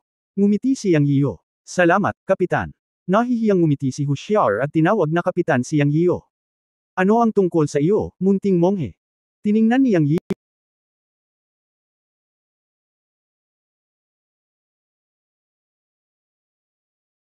Yiyo ang munting monghe na sina Leffen at Chen Chengxiang at nagtanong. Amataba, gusto ko ring subukan ang kapangyarihan ng kulog at kidlat. Ang munting monghe na si Leffen ay nagsalita ng mahina, ngunit ang pagmamataas sa kanyang mga mata ay hindi bababa sa kay Zonqing. Bakas ng pag-aalinlangan ang mukha ni Chen Chengxiang at sinabing, salamat, Kuya Yang, gusto ko ring subukan ito. Sa katunayan, sa kanyang puso, talagang gustong sundan ni Chen Chengxiang si Yang Yiyo at protektahan ni Yang Yiyo. Kung tutusin, naalala pa niya ang eksena ni Yang Yiyo na gumamit ng kapangyarihan ng kulog at kidlat para harapin ang siyam na ulo na ibon. Alam niya na kayang kontrolin ni Yang Yiyo ang kulog at kidlat, at hindi siya magdurusa kung susunod siya sa kanya. Ngunit, sina Mei Xing at Huxiar ay mga babae sa team. Kung siya, isang nasa hustong gulang na lalaki, ay sumunod kay Yang Yiyo, si Chen Chengxiang ay natakot na mababa ang tingin nila sa kanya at pagtawanan, kaya labag sa kanyang kalooban ay sinabi niya na gusto rin niyang subukan. Okay, since confident kayong tatlo, lumabas na tayo. Ito ay ligtas. Mauuna na kaming tatlo. Papaalisin ko sina Yinger at Xiar sa lugar ng kidlat at babalik para sunduin ka. Sinabi ni Yang Yiyo sa kanilang tatlo at hiniling sina Huxiar at Mei Xing na manguna at tumungo sa sinaunang daan ng kidlat. Gaya ng inaasahan, humakbang si Yang Yiu sa mga hagdan ng sinaunang kalsada at ang kidlat sa itaas ng kanyang ulo ay kumaluskos. Buti na lang nakahanda siya. Ang pamamaraan ng pagkontrol ng kidlat ay hindi isang vegetarian. Agad niyang ibinuka ang kanyang mga kamay at kinuha ang kidlat na bumagsak sa kanyang mga palad. Sa isang pag-iisip, nabuo ang isang hugis vortex na kidlat at yin-yang formation, at isang depensa ang nabuo sa itaas ng kanyang ulo sa tulong ng puwersa. Naisip din ni Yang Yian ang Liang Yi formation sa isang kapritsyo. Anyway, hindi naging mahirap para sa kanya na kontrolin ang kidlat. Ang mabangis na kidlat ay naging tupa sa mga kamay ni Yang Yian. Pumasok ka at dadaan tayo dali. Sinabi ni Yang Yian kina Mei Xing at Hu Xianer. Okay, sinundan ng dalawang dilag si Yang Yian sa kaliwat kanan, tumatakbo sa Thunder at Lightning Ancient Road. Ang tatlong tao mula sa Zonqing ay natigilan nang makita nila si Yang Yian at ang dalawa pang naglalakad palayo. Hindi nila inasahan na ang kapangyarihan ng kidlat ay madaling malutas sa mga kamay ni Yang Yian. Si Zonqing, na hindi naniniwala sa kasamaan, ay nagpakalat ng kanyang tunay na enerhiya sa buong katawan niya at sumunod sa kanya sa Thunder at Lightning Ancient Road. Gayunpaman, isang kidlat ang nakatikip sa kanya sa isang click. Si Zonqing ay nanginginig at sumisigaw. Mabilis niyang hinawakan ang isang subo ng dugo sa salamin ng kunlun upang buhayin ito. Ang kunlun mirror sa kanyang kamay ay nagpakita ng isang set ng golden armor sa kanyang katawan. Si Zonqing ay nakatayong matatag sa kulog at kidlat at naglakad pasulong ng hakbang-hakbang. Bitik. Sa kabila nito, nakaramdam pa rin siya ng pamamanhid at panginginig dahil sa kidlat, ngunit nasa loob pa rin ito ng kanyang pagpaparaya. Sumunod na dumating ang batang monghe na si Lao Fan. Isang patak ng dugo ang bumagsak sa 36 na makalangit na Buddha bead sa kanyang kamay, at isang Buddha virtual realm ang lumitaw sa kanyang likuran. Pagkatapos ay humakbang ang batang monghe sa sinaunang daan ng hakbang-hakbang. Walang nakakita sa batang monghe na si Lao Fan na nanginginig sa kidlat, na may mga butil ng pawis na kasing laki ng toyo sa kanyang noo, at bumubulong ng kung ano-ano. Iisipin lamang ng mga hindi nakakaalam na siya ay sumisigaw ng ilang spell, ngunit sa totoo lang ang munting monghe ay sumisigaw o nagmumura, ikaw na walang kamatayang matandang monghe, nagsinungaling ka sa akin. Sinabi mo na ang Tiang ang Buddha ay isang first class na kayamanan sa mundo, imyon sa tubig at apoy, hangin, ulan, kulog at kidlat. Muntik na akong mabundol sa kamatayan. Pinagmasdan ni Chen Chengxiang ang mga tao ng Zonqing at ang maliit na monghe na humakbang papunta sa Thunder Ancient Road, at pagkatapos ay tumingin sa walang habas na kulog at kidlat sa buong sinaunang kalsada, at inisip ang tungkol kay Mei Xing na maagang umalis kasama si Yang Yiu. Bigla siyang nagdesisyon at sinabi sa sarili, ilantad mo na lang. Ito ang lugar ng kulog at kidlat. May nakal-alasong miasma at mga bantay sa likod nito. Alam mo ba kung gaano kalaki ang panganib? Ano? Ang iniisip ni Chen Chengxiang sa kanyang puso ay ang kanyang sariling mga lihim, o mga trompeta. Naalala rin niya na ang kanyang lolo sa tuhod na si Chen Yunfeng ay nagsabi sa kanya na huwag ilantad ang kanyang mga trompeta hanggang sa kritikal na sandali ng buhay at kamatayan. Dahil ayon sa kanyang Great Grandmaster na si Chen Yunfeng, ang mga Zonqing na kasama niya sa paglalakbay sa pagkakataong ito ay maaaring may malalaking sekretong trump card na tulad niya. Kung ilantad niya ang mga ito ng maaga, mawawalan siya ng isang kalamangan. Ngunit ngayon ay naramdaman ni Chen Yunfeng na hindi niya kayang tiisin ang kidlat sa pamamagitan ng kanyang pisikal na lakas, at ayaw niyang mababa ang tingin sa kanya ng babaeng mahal niya, si Mei Xing, at lalo na ni Yang Yiu at ng iba pa. Kaya naisip niya na mas mabuting gamitin ang kanyang trump card ng maaga. Pagkatapos na isipin ito, itinaas ni Chen Chengxiang ang itim na sibat sa kanyang kamay at umawit ng hindi kilalang spell. Pagkatapos ay kumislap ang sibat sa kanyang kamay at lumiit hanggang 3 pulgada. Pagkatapos ay pinulot ni Chen Chengxiang ang sibat na lumiit hanggang 3 pulgada at bigla itong sinaksak sa kanyang dibdib, sumisigaw ng mga buto ng demonyong oso fusion. Walang nakakaalam na ang kanyang magic spear ay talagang gawa sa mga buto ng isang sinaunang demonyong oso. Kapag ito ay pinagsama sa kanyang katawan, makakakuha siya ng bahagi ng kapangyarihan ng demonyong oso. Umuungol. Tumangala si Chen Chengxiang sa langit at napaungol, at sa wakas ay sumigaw ng hindi makatao. Kabanata 557, nakal-alasong miasma sinaunang daan. Dinala ni Yang Yian sina Mei Xing at Hu Xianer upang maglakbay sa Thunder Ancient Road, at ang kanyang kalamangan sa pagkontrol ng kulog ay walang alinlangan na ipinakita sa kulog. Sa katunayan, alam ni Yang Yian na ang kulog dito ay hindi ang kulog ng Nine Heavens, ngunit ang kapangyarihan ng kulog na binago ng formation. Kung hindi, imposible para sa kanya na lumakad sa kulog kasama ang kanyang kasalukuyang paglilinang. Ngunit anuman ang mangyari, at least relax na relax siya ngayon, at hindi nagtagal ay pinangunahan niya ang dalawa palabas ng Thunder Ancient Road. Kinakalkala ang distansya ng Thunder Ancient Road, tila mga 70 metro ito tulad ng wind and rain area. Sa ganitong paraan, mahihinuhan na ang 4 na lugar ng pagsubok ng Black Lotus Mountain ay dapat na halos 70 metro. Katulad ng dati, may lumabas na platform pagkatapos maglakad palabas ng Thunder Area. Ito ay ligtas lamang kapag mayroong mas mababa sa 10 mga platform na pantay na hinati. Ang 4 na salitang, Poisonous Miasma Ancient Road, ay nakasulat sa parehong tapyas na bato. Ang pag-akyat ay ang 2 lugar ng pagsubok, ang Poisonous Miasma Ancient Road. Sinabi kina Mei Xiying at Hu Xianer, hintayin ninyong dalawa na kunin ko silang 3. Okay, Kuya Yang, mag-ingat ka. Bilin ni Mei Xiying. Walang sinabi si Hu Xiaer, ngunit ang kanyang saloobin kay Yang Yian ay nagbago ng gusto kumpara noong una silang nagkita, at marahan siyang tumango. Ngumiti si Yang Yian at tumalikod para sumugod sa Thunder Ancient Road. Sa sandaling ito, nakarinig siya ng isang magaspang na mahabang alulong at tumangala sa hindi malay. Nakita niya na si Zhong Qingren at ang munting monghe ay nakalakad na sa halos lahat ng daan. Napatigil din sila at sabay na napalingon sa likod ng mahabang alulong. Sabay-sabay nilang nakita ang mga pagbabago kay Chen Chengxiang. Ang mahabang alulong ay ginawa ni Chen Chengxiang. Sa sandaling ito, malaki ang pinagbago ni Chen Chengxiang sa mga mata ni Yang Yian, Zhong Qingren at ng munting monghe na si Lao Fan. Ngunit nakita nilang tumubo ang kayumangging buhok sa mga braso at tabas ng mukha ni Chen Chengxiang, at ang kanyang taas ay tila tumaas din ng isang sakuna, higit sa 2 metro. Ang buong bagay ay parang isang maliit na higanti. Ang mga pagbabago ni Chen Chengxiang ay talagang nagulat kay Yang Yian, at siya ay bumulong sa kanyang puso, oh my God, tao ba ito o isang hayop? Nahulaan niya sa kanyang puso na si Chen Chengxiang ay maaaring nagpasigla ng kakayahan ng isang tao, ito ay dapat dugo o buto tulad niya. Nang makita ni Zhang Kangren at ng munting monghe ang hitsura ni Chen Chengxiang, tila hindi sila nagulat. Mukhang inaasahan na nila ito. Tumalikod ang dalawa at nagpatuloy sa pagsulong. Dahil dito ay napaisip si Yang Yian kung si Zhang Kangren at ang munting monghe na si Lao Fan ay mayroon ding dugo o malalakas na buto. Mukhang malapit na, masyadong kalmado ang mga ekspresyon ng mukha nila. Sa oras na ito, si Chen Chengxiang, na nagbago, ay humakbang patungo sa Thunder Ancient Road, nag-iiwan ng mga marka sa mga hakbang ng paisa-isa, at mabilis na umakyat. Bumagsak sa kanya ang kidlat ng sinaunang daan na may kaluskos, at tila wala siyang naramdaman. Kung ikukumpara sa munting monghe na sina Lao Fan at Zhang Kangren, si Chen Chengxiang, na nagbago o sumanib sa mga buto ng demonyong oso, ay mabilis na naglalakad sa Thunder Ancient Road.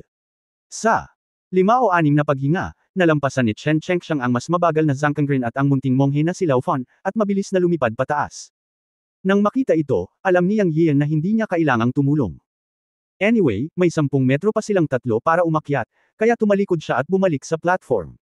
Sa sandaling tumayo siya, si Chen Chengxiang ay mabilis na lumabas mula sa kulog at kidlat, at sinalubong ang mga mata ni Yang Yian. Walang hangganang labanan sa kanyang mga mata. Sinadya man o hindi sinasadyang tumingin din siya kay Mei Xiying, at halatang halata ang pagiging saplode sa kanyang mga mata. Mapait na ngumiti si Yang Yian sa kanyang puso. Hindi siya bata. Paanong hindi niya nakikita ang saloobin ni Chen Chengxiang kay Mei Xiying?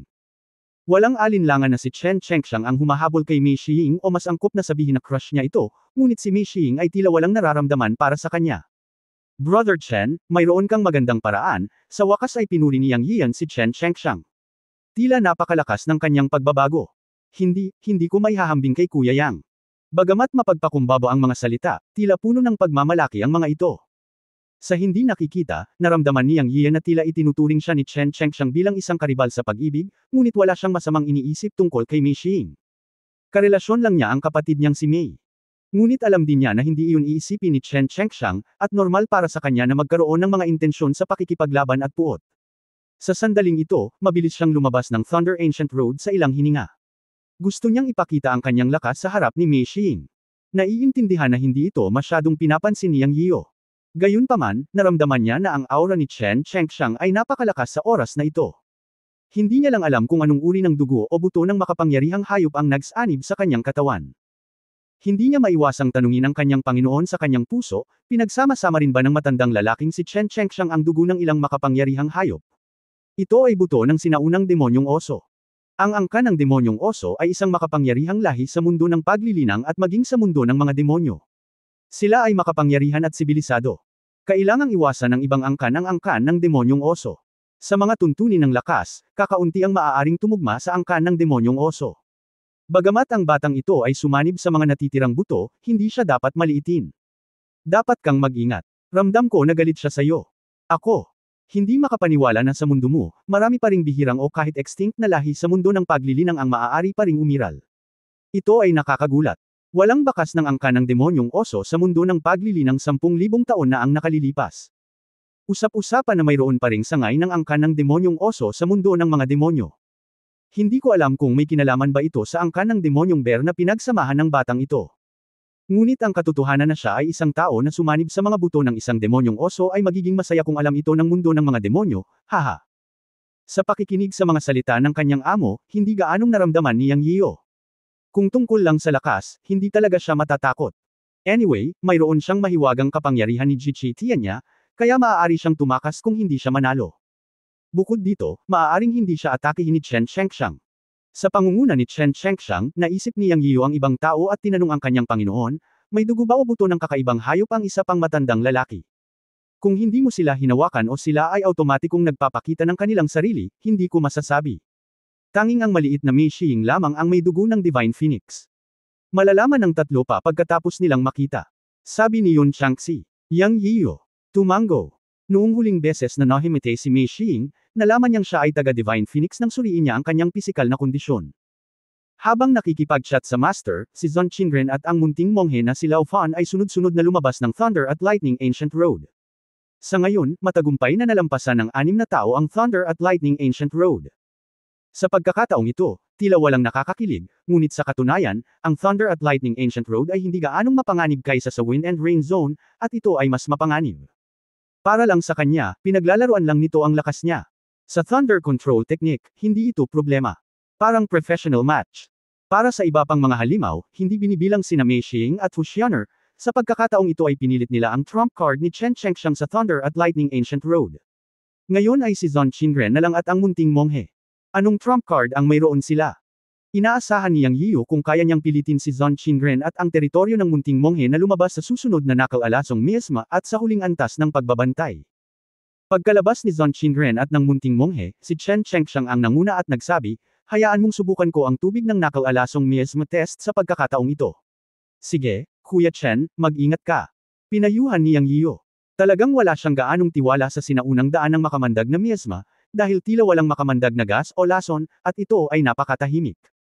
Dahil gusto ni Chen Shengxiang na maging limelight, tama lang nasubukan niya muna ang tubig. Ang sinaunang daan ng makamandag na miasma ay itinuturing na ikatlong lugar, at lahat ay naniniwala na habang ako ay lumakad, mas malaki ang panganib. Para kay Chen Shengxiang, dahil ibinunyag niya ang kanyang trump card, magiging high profile siya hanggang sa huli at ipapakita ang kanyang lakas sa harap ni Mei Xiying, ngunit alam niya na ang lakas nito ay hindi mas masama kaysa kay Yang Yio. Sa tuwing maririnig niyang magiliw na tinawag ni Mei Xiying si Yang Yio na, Big Brother Yang, nakaramdam siya ng labis na kalungkutan. Ang eksena ni Mei Xiying at Hu Xiaer na kasama ni Yang Yio sa nakaraang daan ng kulog at kidlat ay nagparamdam kay Chen Shengxiang ng matinding inggit. Sa pagkakataong ito sa Poisonous Miasma Area, gusto niyang protektahan si Mei Xiying. Bago tumungo sa sinaunang nakal-alasong miasma na kalsada, sinabi ni Chen Shengxiang kay Mei Xiying, Senior Sister Mei, sandali. Susubukan ko muna ang lalim ng sinaunang makamandag na daan ng miasma, at sasamahan kita mamaya. Salamat, Junior Brother Chen, hindi na kailangan. Huwag kang matakot na sabihin na may tiwala ako sa pagdaan sa nakal-alasong miasma. Tinanggihan ni Mei Xiying ang kabaitan ni Chen Shengxiang. Sa katunayan, mayroon siyang dugo ng Divine Phoenix, at ang Divine Phoenix Fire sa kanyang katawan ay maaaring pinuhin ang anumang lason na miasma na pumapasok sa kanyang katawan. Sinubukan niya ito ilang taon na ang nakalilipas, kaya lubos siyang kumpiyansa na kaya niyang lakarin ang sinaunang nakal-alasong daan na miasma. Nanlamig ang mukha ni Chen Shengxiang at awkward na ngumiti. Walang sabi-sabi pa, humakbang siya sa sinaunang daan ng kulog at kidlat. Sa oras na ito, si Yang Yio at ang iba pa ay nanunood at nagmamasid kung anong mga pagbabago ang mangyayari pagkatapos tumapak si Chen Shengxiang sa sinaunang nakal-alasong miasma na kalsada. Gayunpaman, sa kanilang mga mata, nakita lamang nila ang isang madilaw-dilaw na kayumanggi halo sa katawan ni Chen Shengxiang, at siya ay naglakad ng higit sa 10 metro ng direkta. Walang nangyari sa kanya o sa sinaunang Poisonous Miasma Road. Terra na rin, mukhang hindi naman big deal. Sabi ni Zhong Qingren habang tumuntong sa sinaunang makamandag na daan ng miasma. Pagkatapos ang munting monghe at Hu Xiaer ay sumunod na malapit sa likod ni Zhong Qingren. Medyo nag-alala si Yang Yio, napaka hindi makatwira na pumayag silang pumunta sa sinaunang lason ng Miasma Road, ngunit walang kakaibang nangyari. Gusto niyang pigilan sila at maghintay at makita, ngunit huli na ang lahat, natapakan na ni Zhong Qingren ang sinaunang nakal-alasong miasma na kalsada. Kabanata 558 Magpapatayan ba tayo? Si Mei Xing lamang ang katabi ni Yang Yiyo. Nang makitang hindi gumagalaw si Yang Yiyo, kumunat ang noo niya at nagtanong, ano ang problema ni Kuya Yang?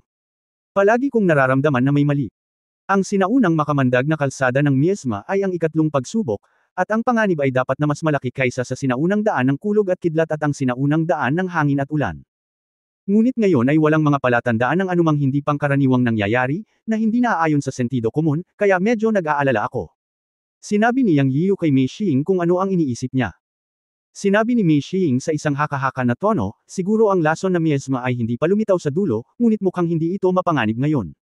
Fair na rin. Mag-ingat pagdating ng panahon. Hindi ito dapat maging malaking problema. Ang apoy sa aking katawan ay kayang sunugin ang lahat ng nakal-alasong Miesma. Sinubukan ko ito ilang taon na ang nakakaraan. Kung talagang lumalabas ang nakal-alasong Miesma, matutulungan kita. Haha, hindi naman kailangan. Sige, alis na rin tayo.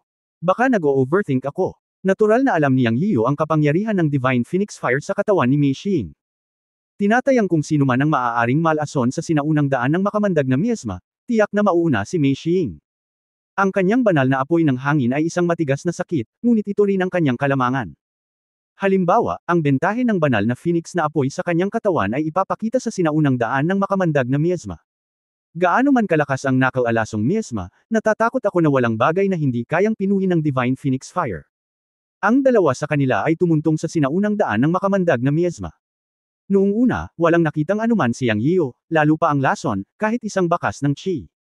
Pagkatapos maglakad ng halos 10 metro, biglang nag-utos si Yang Yiyo at sumigaw, mabilis na i-seal ang lahat ng acupoints.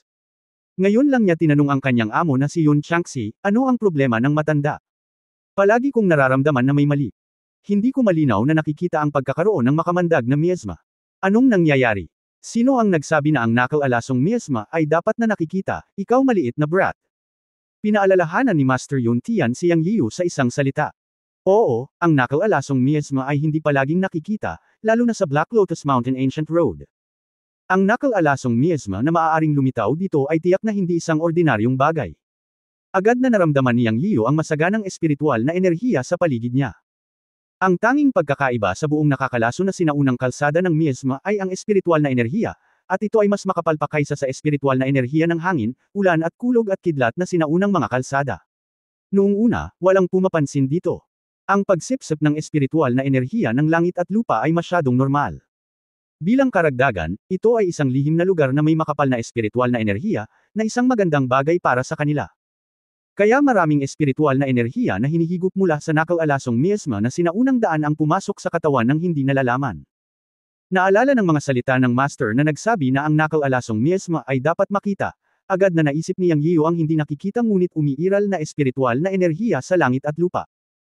Pagkatapos ng maingat na pakiramdam, talagang natagpuan na ang espiritual na enerhiya ng sinaunang daan ng makamandag na Miesma ay iba sa kanilang naisip. Hinihigop nila para sa paglilinang. Ang kakanyahan ng langit at lupa na karaniwan nilang hinihigop ay talagang mas sumasabog dahil sa magkaibang katangian. Ito ang dahilan kung bakit kailangan nilang i-circulate ang mga pagsasanay upang pinuhin ang espiritual na enerhiya sa panahon ng paglilinang. Ngunit ngayon ang espiritual na enerhiya na hinihigop ng kakaibang paraan ng nakal-alasong Miesma ay napaka-banayad. Ito ay iba sa espiritual na enerhiya na hinihigop sa mga karaniwang araw. Kapag hinihigop ito, hindi mo maramdaman ang pagsabog. Matapos mailipat ang mga pagsasanay upang subukan, nalaman ko na ito ay hindi tunay na espiritual na enerhiya sa lahat. Nakal-alasong Miesma. Ito ay nakakalason na Miesma. Lumalabas na ang lason na Miesma ay umiral na mula pa noong una, ngunit hindi nila ito natagpuan, o lahat sila ay nalinlang. Isa lamang itong uri ng makamandag na Miesma na maaaring magkaila. Hindi pa rin alam kung ano ang kahihinatnan nito. Kaya't agad na sumigaw si Yang Yiyu sa maraming tao na isara ang acupoints ng buong katawan at huwag itong i-absorb. Gayunpaman, pagkatapos niyang sumigaw, si Zhang Qingren, ang munting monghe, si Chen Chengxiang, at Hu Xianer, na naglalakad sa harapan, ay hindi nag-react. Para bang hindi nila narinig ang kanyang mga salita, nagpatuloy sila sa pagsulong sa kanilang sarili. Sa oras na ito, tumibok ang puso ni Yang Yiyan. Nakaramdam siya ng masamang pakiramdam at naisip niya sa sarili, nos apian kaya silang apat. Siya lang at si Mei Xing ang maayos ngayon. Gaano man karaming nakal-alasong Miesma ang nakapasok sa katawan ni Yang Yiyan, matapos makitang hindi nag-react ang apat na tao, hindi niya ito pinansin at mabilis na pinadalisay ang nakal-alasong Miesma sa kanyang katawan. Sa oras na ito, nagbago ang mukha ni Mei Xing at sinabing, Brother Yang, spiritual energy ba ito? Oo, huwag mo nang i-absorb. Ito ay hindi espiritual na enerhiya ngunit nakalalasong miasma sa lahat. Dali-dali mong ayusin. Sabi ni Yang Yian kay Mei Xing habang nagsasanay ng teknik. Sa pagtataka ni Yang Yian, direktang sinabi ni Mei Xing, pinapino ko na ito. Yang Yian, tutulungan kita. Dahil sa sinabi ni Mei Xing, natigilan si Yang Yian. Bago pa siya makapag-react, nakita niyang hinawakan ni Mei Xing ang kanyang pulso gamit ang kanyang malalim na kamay. Sa sumunod na sandali, naramdaman niya ang mainit na puwersa na nagmumula sa kamay ni Mei Xing at pumasok sa kanyang katawan kasama ang kanyang pulso. Alam niya na ito ang kapangyarihan ng Phoenix Fire sa katawan ni Mei Xing. Kung hindi dahil sa kontrol ni Mei Xing, talagang hindi nang ahas si Yang Yian na hawakan itong Phoenix Fire. Sa kabutihang palad, na-control ito ni Mei Xing. Bagamat napakainit ng pakiramdam pagkatapos makapasok sa katawan, hindi siya nasaktan nito. Pagkaraan ng 10 paghinga, hinimok ni Mei Xing ang kanyang Phoenix Fire na sunugin at pinuhin ang nakalalasong miasma sa katawan ni Yang Yian. Ang napakabilis na paraan ay talagang ikinagulat ni Yang Yian. Bagamat maaari rin niyang gamitin ang likha ni Chen Kun upang pinuhin ang nakalalasong miasma sa kanyang katawan ng walang tulong ni Mei Xing, tiyak na hindi ito magiging ganoon kabilis. Kasabay nito, naunawaan din ni Yang Yian kung bakit gustong hanapin ng matandang si Jiaxian ang 5 makasalanan para tulungan siya sa pagpunta sa Black Lotus Cave. Marahil ay pinahahalagahan ng matandang si Jiaxian ang iba't ibang kapangyarihan ng 5 makasalanan, na maaaring gumanap ng papel sa 4 na sinaunang pagsubok na landas ng Black Lotus Mountain. Okay, Kuya Yang, ano ang nararamdaman mo? Ang mga salita ni Mei Xing ay umalingaw nang si Yang Yian ay natigilan. Napakabuti, ang nakakalaso na miasma sa aking katawan ay ganap na malinaw, salamat. Nagpasalamat si Yang Yian. Huwag tayong maging magalang. Tinulungan mo akong malampasan ang kidlat noon. Pagkasabi noon ay ngumiti ang dalawa sa isa't isa. Sa mga mata ni Yang Yian, si Mei Xing, na walang suot na sombrero at belo sa ngayon, ay parang isang tunay na kapatid na Mei. Ang kanyang ngiti ay kaakit-akit. Ang kanyang sombrero at belo ay natangay ng malakas na hangin sa sinaunang daan. Tara, habulin natin at tignan natin silang 4. Nalason na yata sila. Mapalad din na natagpuan natin ito sa tamang panahon, kung hindi ay malalason din tayo sa ilalim ng hindi nakikitang lason na miasma na ito. Si Yang Yian ay natatakot pa rin. Sa katunayan, kung hindi niya naramdaman na may mali at nagtanong sa kanyang Panginoon, ang ganitong uri ng makamandag na miasma ay sumabog kapag ito ay tumagal ng mahabang panahon, at hindi alam kung ano ang kahihinatnan. Sa kabutihang palad, nandyan si Mei Xing, na nasa apoy ng banal na phoenix, na madaling mapadalisay at maalis ang nakalalasong miasma. Sa oras na ito, sina Yang Yian at Mei Xing ay 50 o 60 metro ang layo mula sa 4 na taong Zonqing sa harapan. Matapos sumigaw ng walang magawa, mabilis lang na nakahabol ang dalawa. Tungkol naman sa nakalalasong miasma, hanggat ang mga akya points ng buong katawan ay natatakan, hindi ito papasok sa katawan. At least ngayon ligtas na sila ni Mei Xing.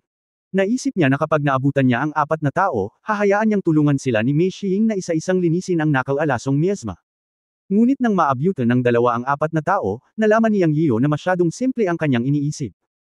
Ang nakalalasong miasma sa ikatlong lugar ay hindi karaniwan. Si Yang Yian ay tumakbo sa unahan at naunang naabutan si Hushyaner. Miss Ho, tumigil ka na. Matapos hindi tumugon si Hushyaner sa kanyang sigaw, inabot ni Yang Yian si Hushyaner. Tapos nung hinawakan niya ang wrist ni Hushyaner, nakita niyang kakaiba si Hushyaner at bigla siyang sinampal. Bang! Puff! Natigilan si Yang Yian at natama ng malakas ng palad ni Hushyaner sa dibdib, na tumalsik ng dugo. Hushyaner, anong ginagawa mo? Nakita ni Mei Xing na biglang sinaktan ni Hushyaner si Yang Yian at napasigaw. Natigilan din si Yang Yian, ngunit nang makita niyang tila mali ang mga mata ni Hushyaner, at ang mga mata nito ay puno ng dugo, alam niya sa kanyang puso na si Hushyaner ay dapat na nalasan ng miasma. Pagkatapos ay narinig niya ang pagngisi ni Hushyaner, Husan, sino ka sa palagay mo? Ang tao ng aking Hushyaner ay nakatakdang maging isang walang katulad na bayani, isang henyo tulad ni kapatid na Kunlun Zon. Ikaw, Husan, ay isang aso lamang ng aking pamilyang Hu. Hindi ka karapat-dapat na ituloy siya. Ilang beses mo na akong sinubukang lokohin. Sa tingin mo hindi ko alam. Ngayon papatayin kita. Sa oras na ito, nagmukhang baliw si Hushyaner at muling sinunggaban si Yang Yian. Si Yang Yian ay talagang medyo nalilito. Ano Husan? Tila napagkamalan siya ni Hushyaner bilang ilang Husan. Bagamat hindi niya ito naiintindihan, maaaring isipin ni Yang Yian na ang kasalukuyang kalagayan ni Hushyaner ay dapat na nauugnay sa miasma. Malamang na ang mga taong nalasan ng miasma ay mag-trigger ng mga kaisipan tulad ng pagpatay at pag-iisip sa kaibuturan ng kanilang mga puso. Sa madaling salita, nawala sa isip si Hushyaner. Sa pag-iisip nito, nabigla si Yang Yian. Kung si Hushyar ay ganito, paano naman si Zhang Qinren, ang munting monghe na si Lao Fan, at si Chen Chengxiang? Kung ma-expose silang apat, malaking gulo. Magpapatayan ba tayo? Kabanata 559, Espiritual na Beast Guardian. Minsan magkakatotoo ang inaalala mo. Natakot si Yang Yian na bukod kay Hushyar na nawalan ng malay, si Zhang Qinren at ang dalawa pa ay matulad din kay Hushyar. Dahil dito, natupad ang kanyang hiling. Nang muling sumugod si Hushyar patungo sa kanya, nakita ni Yu Guangchong si Zhang Qinren, ang munting monghe, at biglang lumingon si Chen Chengxiang na parang nabalisa at Jin Aisang ang pumatay. Sa mga mata ng tatlong tao, nakita ni Yang Yian ang kalituhan na puno ng dugo. Ibig sabihin, nawalan na rin ng malay ang tatlong tao dahil sa nakal-alasong miasma. Sa isang kisap mata, sumugod sila. Hindi ba sila ni Mei Xing ang target? Napaawang ang bibig ni Yang Yian. Pagharap kay Hushyar na sumugod, hindi siya nang ahas na gumamit ng mabibigat na kamay. Pagkatapos ng lahat, si Hushyar ay nalilito din sa nakal-alasong miasma sa oras na ito. Siyempre, hindi ito maaaring pabayaan ni Yang Yian. Sa mga mata ni Hushyar, siya na ngayon ay Husan. Mula sa sinabi ni Hushyar, tila si Husan ang tumutugi sa kanya, at tila gumamit siya ng ilang hindi kagalang-galang na paraan upang habulin si Hushyar, kaya sa puso ni Hushyar, si Husan ay karapat-dapat na mamatay. O si Yang Yian ay nararapat na mamatay. Si Yang Yian ay natama ng palad ni Husyaner nang hindi inaasahan sa simula, at binugbog upang samuka ng dugo. Hindi siya makakaranas ng pagkawala sa oras na ito. Nakaharap sa pangalawang palad ni Husyaner, naramdaman ang malakas na hangin ng palad, ginamit ni Yang Yian ang kanyang kanang kamay, ngunit natatakot siyang masaktan si Husyaner. At hindi gumamit ng star-picking hand. Nasa rurok na siya ngayon ng foundation establishment stage, at si Husyaner ay nasa likod pa rin niya sa cultivation, kaya tiwala pa rin si Yang Yian sa pakikitungo kay Husyaner. Kahit hindi niya gamitin ang star-picking hand, kaya pa rin niya itong supilan. Kasabay nito, gumalaw ang puso ni Yang Yian nang kumilos siya, at ang mga pilak na karayom sa palayok ng Chen Kun ay lumabas sa kanyang kaliwang kamay, at 3 pilak na karayom ang lumabas ng sabay-sabay. Si Husyaner ay may nakakalaso na miasma sa kanyang katawan, at ang tanging paraan ay upang aisil ang kanyang tunay na enerhiya sa kanyang katawan. Magiging madali ang pakikitungo sa kanya kapag hindi niya maigalaw ang kanyang tunay na lakas. Gumamit din siya ng palad para labanan si Husyaner ng direkta. Bang! Si Yang Yian ay hindi nasaktan sa isang malakas na ingay, at ang katawan ni Husyaner ay hindi matatag at siya ay umatras ng ilang hakbang. Nang makita ang tamang sandali, binaril ni Yang Yian ang 3 pilak na karayom sa kanyang kaliwang kamay kay Hushyar. Sa sumunod na sandali, nagulat si Hushyar at bumagal ang kanyang mga galaw. Sa sandaling ito, narinig ni Yang Yian ang sigaw ni Mei Xing. Nilinggan niya ang kanyang ulo at nakitang hindi alam ng munting monghe na si Lao Fan kung paano lalabanan si Mei Xing at nasugatan si Mei Xing ng suntok. Ang mas ikinagulat niya ay nagsimulang mag-away sina Zhang Kangren at Chen Chengxiang. Saglit lang na mag-away sila ni Hushyar, ngunit sa isang kisap mata, gulo na. Akala niya noong una ay papaputukan siya ng 3 Zhang Kangren, ngunit hindi niya inaasahan ang sitwasyong ito. Sa pagkakataong ito, nagkaroon ng bagong pag-unawa si Yang Yian sa nakal-alasong miasma. Ang laso ng sinaunang miasma road ay hindi simple. Nang sumugod ang munting monghe na si Lao Fan para tulungan si Mei Xing, narinig ni Yang Yian na galit na sinabi ni Chen Chengxiang kay Zhang Kangren, "Akin si senior sister Yang Yian Mei. Bakit gusto mong makipagkompetensya sa akin? Papatayin kita." Inatake ni Chen Chengxiang si Zhang Kangren sa isang dagandong. Halos matamba si Yang Yian nang marinig niya ang kanyang mga sinabi. Malinaw na napagkamala ni Chen Chengxiang si Zhongqing para sa kanya. Ito ang kapangyarihan ng nakal-alasong miasma. Naisip ni Yang Yiu sa kanyang puso. Nakita ni Yu Guangchong na namula ang mukha ni Mei Xing. Narinig din niya ang mga salita ni Chen Chengxiang. Sa oras na ito, sinabi ng munting monghe na si Lao Fan kay Mei Xing sa malalim na boses, ang munting monghe ay isang monghe. Huwag mo akong akitin ng kagandahan. Sa tingin mo kaya mo akong ligawan ng walang damit. Joke lang. Ngayon ay papatayin kita, ang munting monghe. Mag-ingat ka. Hindi alam ni Yang Yiu kung tatawa o iiyak. Tila sa mga mata ng munting monghe na si Lao Fan, si Mei Xing ay naging isang demonyo na nangakit sa kanya na labagin ang mga tuntunin. Ang higit na nagpangiti sa kanya ay nakita ng munting monghe si Mei Xing na walang damit. Baliw. Umiyak si Yang Yiu sa kanyang puso. Pero ngayon lang niya ito kayang harapin ng buong lakas. Nang makita ang batang monghe na si Lao Fan na gumagawa ng selyo at inihagis ang mga butil ng tiyangang Buddha sa kanyang kamay patungo kay Mei Xing, nagulat si Yang Yian. Alam niya kung anong uri ng kapangyarihan mayroon ang mga butil ng tiyangang Buddha ng batang monghe. Sa mga tuntunin ng antas ng magic weapon, malamang na hindi ito mababa sa Kunlun Mirror ng mga Zhongqing people. Si Mei Xiying ay mayroon ding Xinghong, ang kayamanan ni Ma, ngunit maaaring hindi nito makayanan ang pag-atake ng mga kwintas na tiyangang Buddha ng batang monghe. Si Mei Xiying ay natural na hindi uupo at maghihintay sa kamatayan. Lumabas ang Xinghong sword sa kanyang kamay at agad na tinadtad ang mga kwintas ng tiyangang Buddha ng batang monghe. Boom! Ang Xinghong sword ni Mei Xiying at ang tiyangang Buddha beads ng batang monghe na si Lao Fan ay sabay na lumiwanag, isang asul at isang puti at nakasisilaw. Sa mahinang tunog, sabay na umatras ang dalawa, at may dugo si Mei Xiying sa gilid ng kanyang bibig habang siya ay umatras. Nagulat si Yang Yian dahil pakiramdam niya ay nagiging magulo na ang hininga sa katawan ni Mei Xiying, na senyales na malapit nang mawala ang kanyang kadugo sa Shenfeng.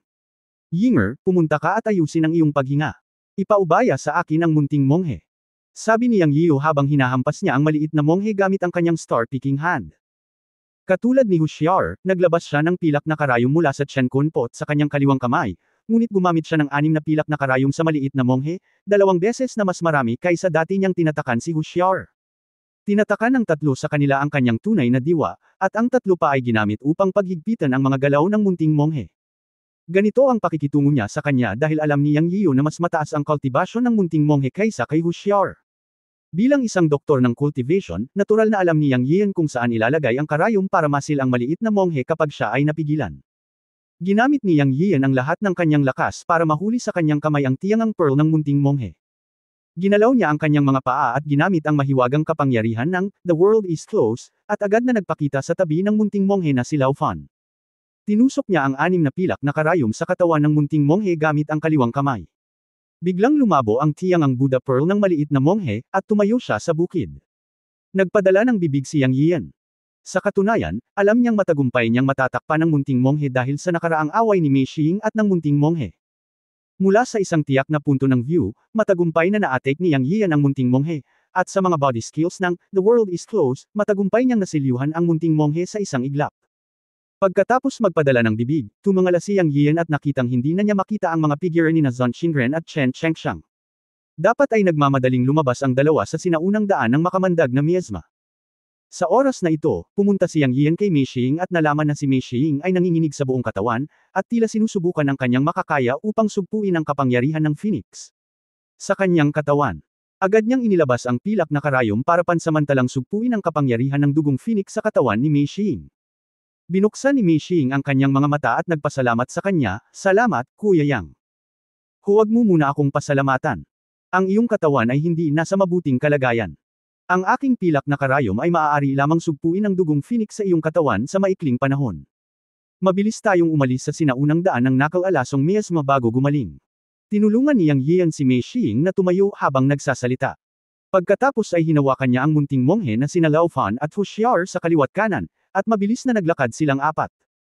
Pagkalipas ng ilang minuto, si Yang Yian, hawak ang selyadong maliit na monghe at si Hushiar sa kanyang mga kamay, na sinundan ni Mei Xiying, at sa wakas ay nagmadaling lumabas ang 4 sa sinaunang daan ng makamandag na miasma. Pagkalabas, hindi nila nakita ang step platform sa pagkakataong ito, ngunit lumitaw ang isang parisukat na daan-daang metro kwadrado. Isang portal ang itinayo sa mataas na bundok sa plaza. Ang ikinagulat ni Yang Yian at Mei Xiying ay hindi pa rin nila nakita rito sina Zhang Qinren at Chen Chengxiang, at hindi nila alam kung saan nagpunta ang dalawa sa laban. Ngunit sa oras na ito, pinababa ni Yang Yian ang munting monghe at si Hushiar. Kailangan na niyang tulungan si Mei Xiying na sugpuin ang kapangyarihan ng Divine Phoenix Blood sa kanyang katawan. Ang sitwasyon sa katawan ni Mei Xiying ay umabot sa napakasamang punto. Marahil ito ay dahil sa patuloy na paggamit ng Divine Phoenix Fire, kasabay ng pakikipaglaban sa maliit na monghe, na nag-trigger ng malakas na backlash ng Divine Phoenix Power sa katawan ni Mei Xiying. Sandali lang ito napigilan ng kanyang mga pilak na karayom. Kapag ang Divine Phoenix Power sa katawan ni Mei Xiying ay sumiklab, ang mga kahihinatnan ay magiging mapaminsala, at maging ang kanyang buhay ay nasa panganib, na hindi gustong makita ni Yang Yian. Puff! Habang siya ay nag-aalala tungkol dito sa kanyang puso, si Mei Xiying sa tabi niya ay bumulwak ng isang subaw ng dugo at bumagsak sa lupa. "Yinger, kamusta?" Nagulat si Yang Yian at mabilis na tinulungan siyang tumayo, pagkatapos ay inilipat niya ang kanyang tunay na enerhiya upang suriin, at sigurado, ang Divine Phoenix Power sa kanyang katawan ay nagsimulang mag-backlash ng malaki. "Kaya ko pang kumapit." Buong lakas na sabi ni Mei Xiying. Umupo ng naka-crossleg, siguraduhin gagaling kita. Subukan lamang na sugpuin ito gamit ang iyong mental na kapangyarihan at huwag gamitin ang panloob na mga kasanayan. Itinuro ni Yang Yiyo, at sa pamamagitan ng pagwagayway ng kanyang kamay, tatlong espiritong hayop ang sunod-sunod na lumitaw. Daor Xiangxiang, Hao Dudo at Wang Zai. Daor, bantayan ninyong tatlo ang munting monghe at si Hu Xiao para tulungan akong protektahan ang batas. Ipinaliwanag ni Yang Yiyo ang tatlong espiritong hayop. Walang ibang paraan. Masyadong kakaiba ang lugar na ito. Sina Zhang Qingren at Chen Chengxiang ay nawawala. Ngayon ay kailangan niyang pagalingin ang mga sugat at karamdaman ni Mei Xiying. Hindi niya ito magagawa ng walang tagapag-alaga. Ang tatlong espiritong hayop ay ikinulong sa espasyo ng Chen Kun Pot. Sa oras na ito, wala siyang pakialam kung malaman ng iba kung mayroon siyang anumang mga lihim, kaya pinalaya niya ang tatlong espiritong hayop upang protektahan ang batas. Kabanata 560 Kayong tatlong alibughang anak. Ang tatlong espiritong hayop, na nakakulong sa espasyo ng Chen Kun Pot sa mahabang panahon, ay tumili kaagad pagkalabas nila. Natural na mauunawaan nila ang sinabi ni Yang Yian. Sa tatlong espiritong hayop, si Daor ang may pinakamataas na katalinuhan, na sinundan ni Hao Dudo. Sumali si Wang Zai sa koponan ng maglaon, at natural na mas mababa kaysa Daor at Hao Dudo, ngunit wala siyang problema sa pag-unawa sa mga salita ni Yang Yian. Tumili. Wang. Sunod-sunod na tumugon ang tatlong espiritong hayop sa utos ni Yang Yian. Pagkatapos ay hindi sila pinansin ni Yang Yian at nagmamadaling inilabas ang kanyang mga pilak na karayom upang patatagin ang backlash ng kapangyarihan ng banal na phoenix sa katawan ni Mei Xiying.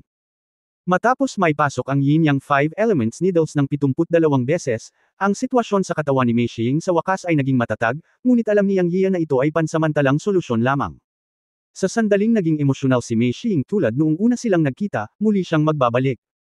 O ang labis na paggamit ng totoong enerhiya ay magiging sanhi ng kanyang Divine Phoenix Blood na mag-backlash muli, ngunit ito ay palaging pansamantala lamang.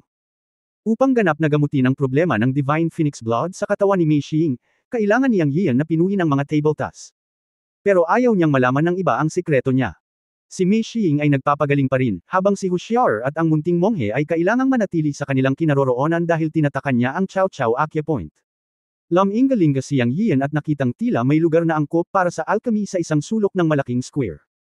Ilalabas niya ang Taishan Danlo para kay Mei Xiying para gumawa ng alchemy, para malutas niya ng buo ang problema ni Mei Xiying sa pagkakataong ito. Para kay Mei Xiying at sa kanyang MA Master, ang kanyang Divine Phoenix Bloodline ay isang hindi pagkakaunawaan, ngunit hindi ito isang malaking problema para sa kanya bilang isang cultivator. Walang paraan. Si Yang ay may isang mahusay na master at maraming mga mana. Pinag-aralan niya ang cultivation ng medisina, formations at alchemy, at iba pa. Hanggat ang elixir ay ginawa sa Divine Phoenix Bloodline ni Mei Xiying, ang problema ay malulutas. Higit sa lahat, maaaring hayaan ni Yang Yian na angkinin at kontrolin ni Mei Xiying ang kanyang Divine Phoenix Bloodline. Sa hinaharap, ganap na siyang magiging isang makapangyarihang sinaunang mandirigma na may Divine Phoenix Bloodline, o isang cultivator. Sa plano ng paggamot ni Yang Yian, magkakaroon ng hakbang upang mapabuti ang pagsasanay, na iminungkahi ni Master Yun Changxi, dahil angkop ang pangangatawan ni Mei Xiying, kaya magiging cultivator si Mei Xiying sa hinaharap. Si Yang Yian ay palaging nagkasala sa pagkamatay ng kapatid ni Mei Xiying na si Mei Jia, kaya handa siyang gumastos ng malaking pera sa problema ni Mei Xiying. Pagkatapos bumangon, tinawag niya si Wang Zai upang sundan siya at pumunta sa isang sulok ng plaza. Sa timog silangan na direksyon ng parisukat na ito, mayroong isang malaking tabletang bato. Pupunta si Yang Yian sa likod ng stone tablet na ito. Gumawa ng mga table tasks. Anyway, ang espiritual na gamot para sa alchemy ay si Xuan Bengkao sa kanyang kamay, kasama ang ilan sa mga espiritual na gamot na mayroon na siya sa kanyang kamay, na sapat para kay Mei Xiying na gumawa ng mga table tasks. Ang pill na gagawin niya ay tinatawag na Nirvana Pill. Ayon sa Master, ang Nirvana Pill ay talagang isang pill recipe na ipinasamula sa pamilyang Shenfeng sa cultivation world, at ito ay tama para kay Mei Xiying ngayon. Posible talaga na ang mga ninuno ni Mei Xiying ay may kaugnayan sa pamilyang Shenfeng sa mundo ng paglilinang. Mula sa malayo, walang nakita si Yang Yiu sa stone tablet. Nang makalapit siya dito, nakita niyang walang rune sa stone tablet. Sa halip, may isang halimaw na hindi niya nakilala. Ang halimaw ay parang buhay. Mukha itong aso, ngunit sa mas malapitan na pagtingin ay makikita na mayroon itong pares ng mga hubog na galami sa ulo at mga pakpak sa likod. Tumingin ito sa langit na may pag-aalangan sa mga mata, na parabang sinusumpa nito ang kawalan ng katarungan ng langit. Siyempre, ito ay ilusyon lamang ni Yang Yiu. Umiling siya at hindi pinansin ang larawan ng halimaw sa stone tablet, at naglakad-lakad sa likod ng stone tablet. Ang buong tapyas ng bato ay mga 8 o 9 na metro ang taas at mga 3 metro ang lapad. Napakalaki nito, at sapat na ito upang masakop ang alchemy ni Yang Yiu. Kinuha ang Supreme Alchemy Furnace mula sa espasyo ng Chen Kun Pot, sinimulan ni Yang Yiyo na pinuhin ang espiritual na gamot ng madali, at ang espiritual na gamot ay isa-isang pino. Sa wakas, idinagdag ni Yang Yiyo ang isang patak ng tubig ng buhay at ang kanyang sariling asensya ng dugo dito ayon sa paraan ng pagdadalisay sa Tianyuan-dan noong nakaraang pagkakataon. Ang pagdaragdag ng tubig ng buhay at ang kanyang sariling kakanyahan ng dugo ay naging sanhi ng hurno ng Taishandan. Sa karanasan ng isang buhay, alam ni Yang Yiyan na ito ay normal. Ang tubig ng buhay at asensya ng dugo ay mapapabuti lamang ang kalidad ng tableta. Ang susunod na hakbang ay ang paggawa ng Dan Cheng Han Seal. Medyo mahirap pa rin para kay Yang Yiyan ngayon, dahil ang Nirvana Pill ay isa ng mid-level na pill. Tumagal ito ng higit sa 360 Dan Cheng Han Seal. Ito ay isang pamamaraan na maaari lamang gawin sa yugto ng Jindan. Gayunpaman, si Yang Yiyan ay may mas totoong enerhiya sa kanyang katawan kaysa sa iba, at ginamit din niya ang Tianyuan-dan upang palitan ang kanyang tunay na enerhiya. Naisip niyang sapat na yun para suportahan siya. Kapag nagsimula na ang Dan Cheng Han Seal, hindi na ito mapipigilan, kung hindi, ang buong furnace ng mga tabletas ay aalisin. Sumigaw si Yang Yiyan ng Tianyuan Pill at sinimulang gawin ang Han Seal ni Dan Cheng. Napakakinas nito sa simula. Pinalipad niya ang kanyang mga kamay at gumawa ng 320 Han Seal sa isang hininga. Saka lang siya bumagal. Walang gaanong espiritual na enerhiya ang natitira sa kanyang katawan. Mabilis niyang nilunok ang Tianyuan Pill sa kanyang bibig. Bigla, ang malaking espiritual na enerhiya ng Tianyuan Pill ay natunaw sa kanyang katawan at napalitan ang kanyang tunay na enerhiya, na sumusuporta sa kanya upang magpatuloy sa paggawa ng mga Han Seal. Kaya lang bumagal ang takbo, ngunit sa wakas ay nakahinga ng maluwag si Yang Yiyan. Mayroon pang 40 Han Seal na gagawin, at sapat na ang espiritual na enerhiya ng isang Tianyuan Pill. Gayunpaman, habang papalapit ito sa dulo, lalo itong naging mahirap. Habang ginagawa ang bawat Han Seal, ang buong katawan ni Yang Yiyan ay nabasa na parang nabasa ng ulan. Siya ay pagod na pagod, ngunit siya ay nagngangalit ng kanyang mga ngipin at nagpumilit. Pagkatapos ng isang oras, sa wakas ay natapos na niya ang huling Han Seal. Tapos na si Dan. Nag-spray si Yang Yiyan ng isang subo ng dugo sa Dan Furnace, at pagkatapos ay binuksan ang Dan Furnace gamit ang isang palad. Boom! Sa sandaling binuksan ang takip ng Dan Furnace, nagkaroon ng dagandong, at 6 na pilak puting daloy ng liwanag ang lumipad palabas ng Dan Furnace sa isang iglap. Ito ay 6 na Nirvana Pills. Hay nako, hindi napigilan ni Yang Yiyan ang pagmumura. Alam niya na kung mas mahusay ang kalidad ng tableta, mas espiritual ito. Kapag lumabas ito sa Pagan, kukunin ito ang espiritual na enerhiya na nakaimbak sa Pagan at lilipad palabas ng Pagan, at ang bilis ay kadalasang napakabilis. Hindi niya inaasahan na ang bilis ng 6 na Nirvana Pills na lumilipad palabas ng furnace ay mas mabilis kaysa sa inaakala niya, at wala siyang sapat na oras para maghanda sa pagkolekta ng mga tabletas. Sa pagmamadali, maaari lamang na subukan ni Yang Yiyan ang kanyang makakaya upang mangolekta ng mga tabletas, ngunit ang nagpalungkot sa kanya ay ang 6 na tableta ay lumipad palayo sa lahat ng direksyon. Sa isang malamig na singhot, pinakilos niya ang espiritual na enerhiya sa kanyang katawan gamit ang 2 kamay at kinuha ang 3 Nirvana Pills sa malapit. Sa isang iglap, kumuha siya ng 3 tabletas, at 3 sa kanila ang lumipad sa magkaibang direksyon. Sa oras na ito, narinig lamang ni Yang Yiyan ang sigaw ni Wang Zai sa kanyang mga tainga. Wang Wang! Lumipad si Wang Zai at lumunok ng isang tableta sa isang lagok. Tumili. Tumili. Pagkatapos ay lumitaw din sina Daor at Hao Dudo. Sa mga langit-ngit, naabutan ng 2 espiritong hayop ang 2 pang tabletas ayon sa pagkakasunod-sunod. Sa una, labis na nasiyahan si Yang Yiyo, at pinuri pa nga ng malakas ang 3 espiritong hayop, ngunit sa sumunod na sandali, nagdilim ang kanyang mukha.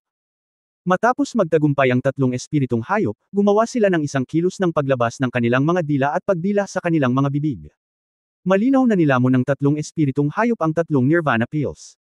Hindi sila naghahabol ng mga tabletas para sa kanilang Panginoon, ngunit ang 3 espiritong hayop ay hindi napigilan na magmadaling lumabas upang kunin ang mga tabletas matapos maamoy ang nakapagpapagaling na halimuyak ng Nirvana Pills. Tulala na tinitigan ni Yang Yiyo ang 3 espiritong halimaw, at pagkaraan ng ilang sandali, napaungol siya, kayong 3 aliberga, mga tabletas ko. Ang Nirvana Pills ay mga mid-range na tabletas at ang unang pagpipilian para sa pag-regulate ng dugo sa katawan. 6 na pildores lang ang nilinis niya sa isang hurno, at ngayon 3 sa mga ito ay nilamon ng 3 espiritong hayop sa isang iglap. Sa sandaling ito, dumudugo ang puso ni Yang Yiyo. Medyo sayang ang pagbibigay ng Nirvana Pills sa mga spirit beast. Hindi niya alam kung sapat na ba ang natitirang 3 Nirvana Pills para i-regulate ang dugo ni Mei Xing. Namutla sa galit ang mukha ni Yang Yiyan. Alam din ng 3 espiritong hayop na sila ang nagdulot ng kaguluhan. Isa-isa nilang ibinaba ang kanilang mga ulo, parang mga bata na nagkamali. Ang eksenang ito ay nagpagalit at nagpatawa kay Yang Yiyan. Sa wakas, bumantong hininga siya at sinabing, kalimutan mo na, 3 halimaw, hindi ko na uulitin. Ito rin ay kalooban ng Diyos. Umaasa ako na ito ang iyong magandang kapalaran. Sila ay mga espiritong hayop, ngunit sila ay mga hayop pagkatapos ng lahat, at ang 3 espiritong hayop ay mga batang hayop. Dahil sa halimuyak ng gamot sa Nirvana pill, hindi napigilan ng 3 espiritong halimaw ang paglapit, na mapapaumanhinan. Pagkatapos magsalita ni Yang Yian, iniligpit niya ang Tai Shangdan furnace at naglakad patungo kay Mei Xing. Sa oras na ito, inaayos pa rin si Mei Xing, at ang maliit na monghe at si Hu Xiaoer ay nakatayo pa rin sa isang tabi. Pagkatapos ay kumuha si Yang Yian ng isang Nirvana pill at ipinakain ito sa bibig ni Mei Xing. Naka-cross-leg siya sa likod niya, ipinatong ang kanyang mga kamay sa likod ni Mei Xing, at tinulungan si Mei Xing na ayusin ang kanyang dugo. Ang Yin Yang 5 Elements Needles ay nasa lugar na, at ang epekto ng Nirvana pill ay na-activate. Kung walang mangyayaring hindi inaasahan, ganap na malulutas ang dugo ni Mei Xing sa pagkakataong ito. Mula ngayon, babaguhin at kontrolin niya ang kapangyarihan ng Divine Phoenix. Nang mapansin ito ni Mei Xing, magsasalita na sana siya, ngunit narinig niyang sinabi ni Yang Yiyo, ito ang elixir na ginawa ko para sa iyo. Mag-concentrate sa pagpino nito. Ituturo ko sa iyo ang paraan ng pagkontrol sa Divine Phoenix Fire sa iyong katawan, at maranasan ito ng iyong puso. Nang marinig ang mga salita ni Yang Yiyo, labis na naantig si Mei Xing, ngunit sa oras na ito, ang napakalaking lakas ng gamot ng Nirvana pill ay natunaw na sa kanyang katawan, at maaari lamang niyang pigilan ang kanyang pasasalamat at mag-concentrate sa pagpapadalisay ng kapangyarihang panggamot. Kasabay nito, narinig din niya ang isang pangungusap ng misteryosong formula mula sa bibig ni Yang Yiyo, at si Mei Xing ay nagsimulang gumana ng walang malay. Pagkatapos, isang seksyon ng formula ang itinuro, orihinal na inilagay ni Yang Yiyo ang kanyang mga kamay sa likod ni Mei Xing upang tulungan itong hilahin ang kanyang espiritual na enerhiya at dugo, ngunit sa isang kisap mata ay bigla niyang iminulat ang kanyang mga mata, at ang kanyang mga kamay ay tila nasunog. Mabilis siyang lumayo sa likuran ni Mei Xing at tumalon sa takot. Sa oras na ito, ang buong katawan ni Mei Xing ay natatakpan ng pulang apoy. End of this chapter. Abangan ang susunod na kabanata.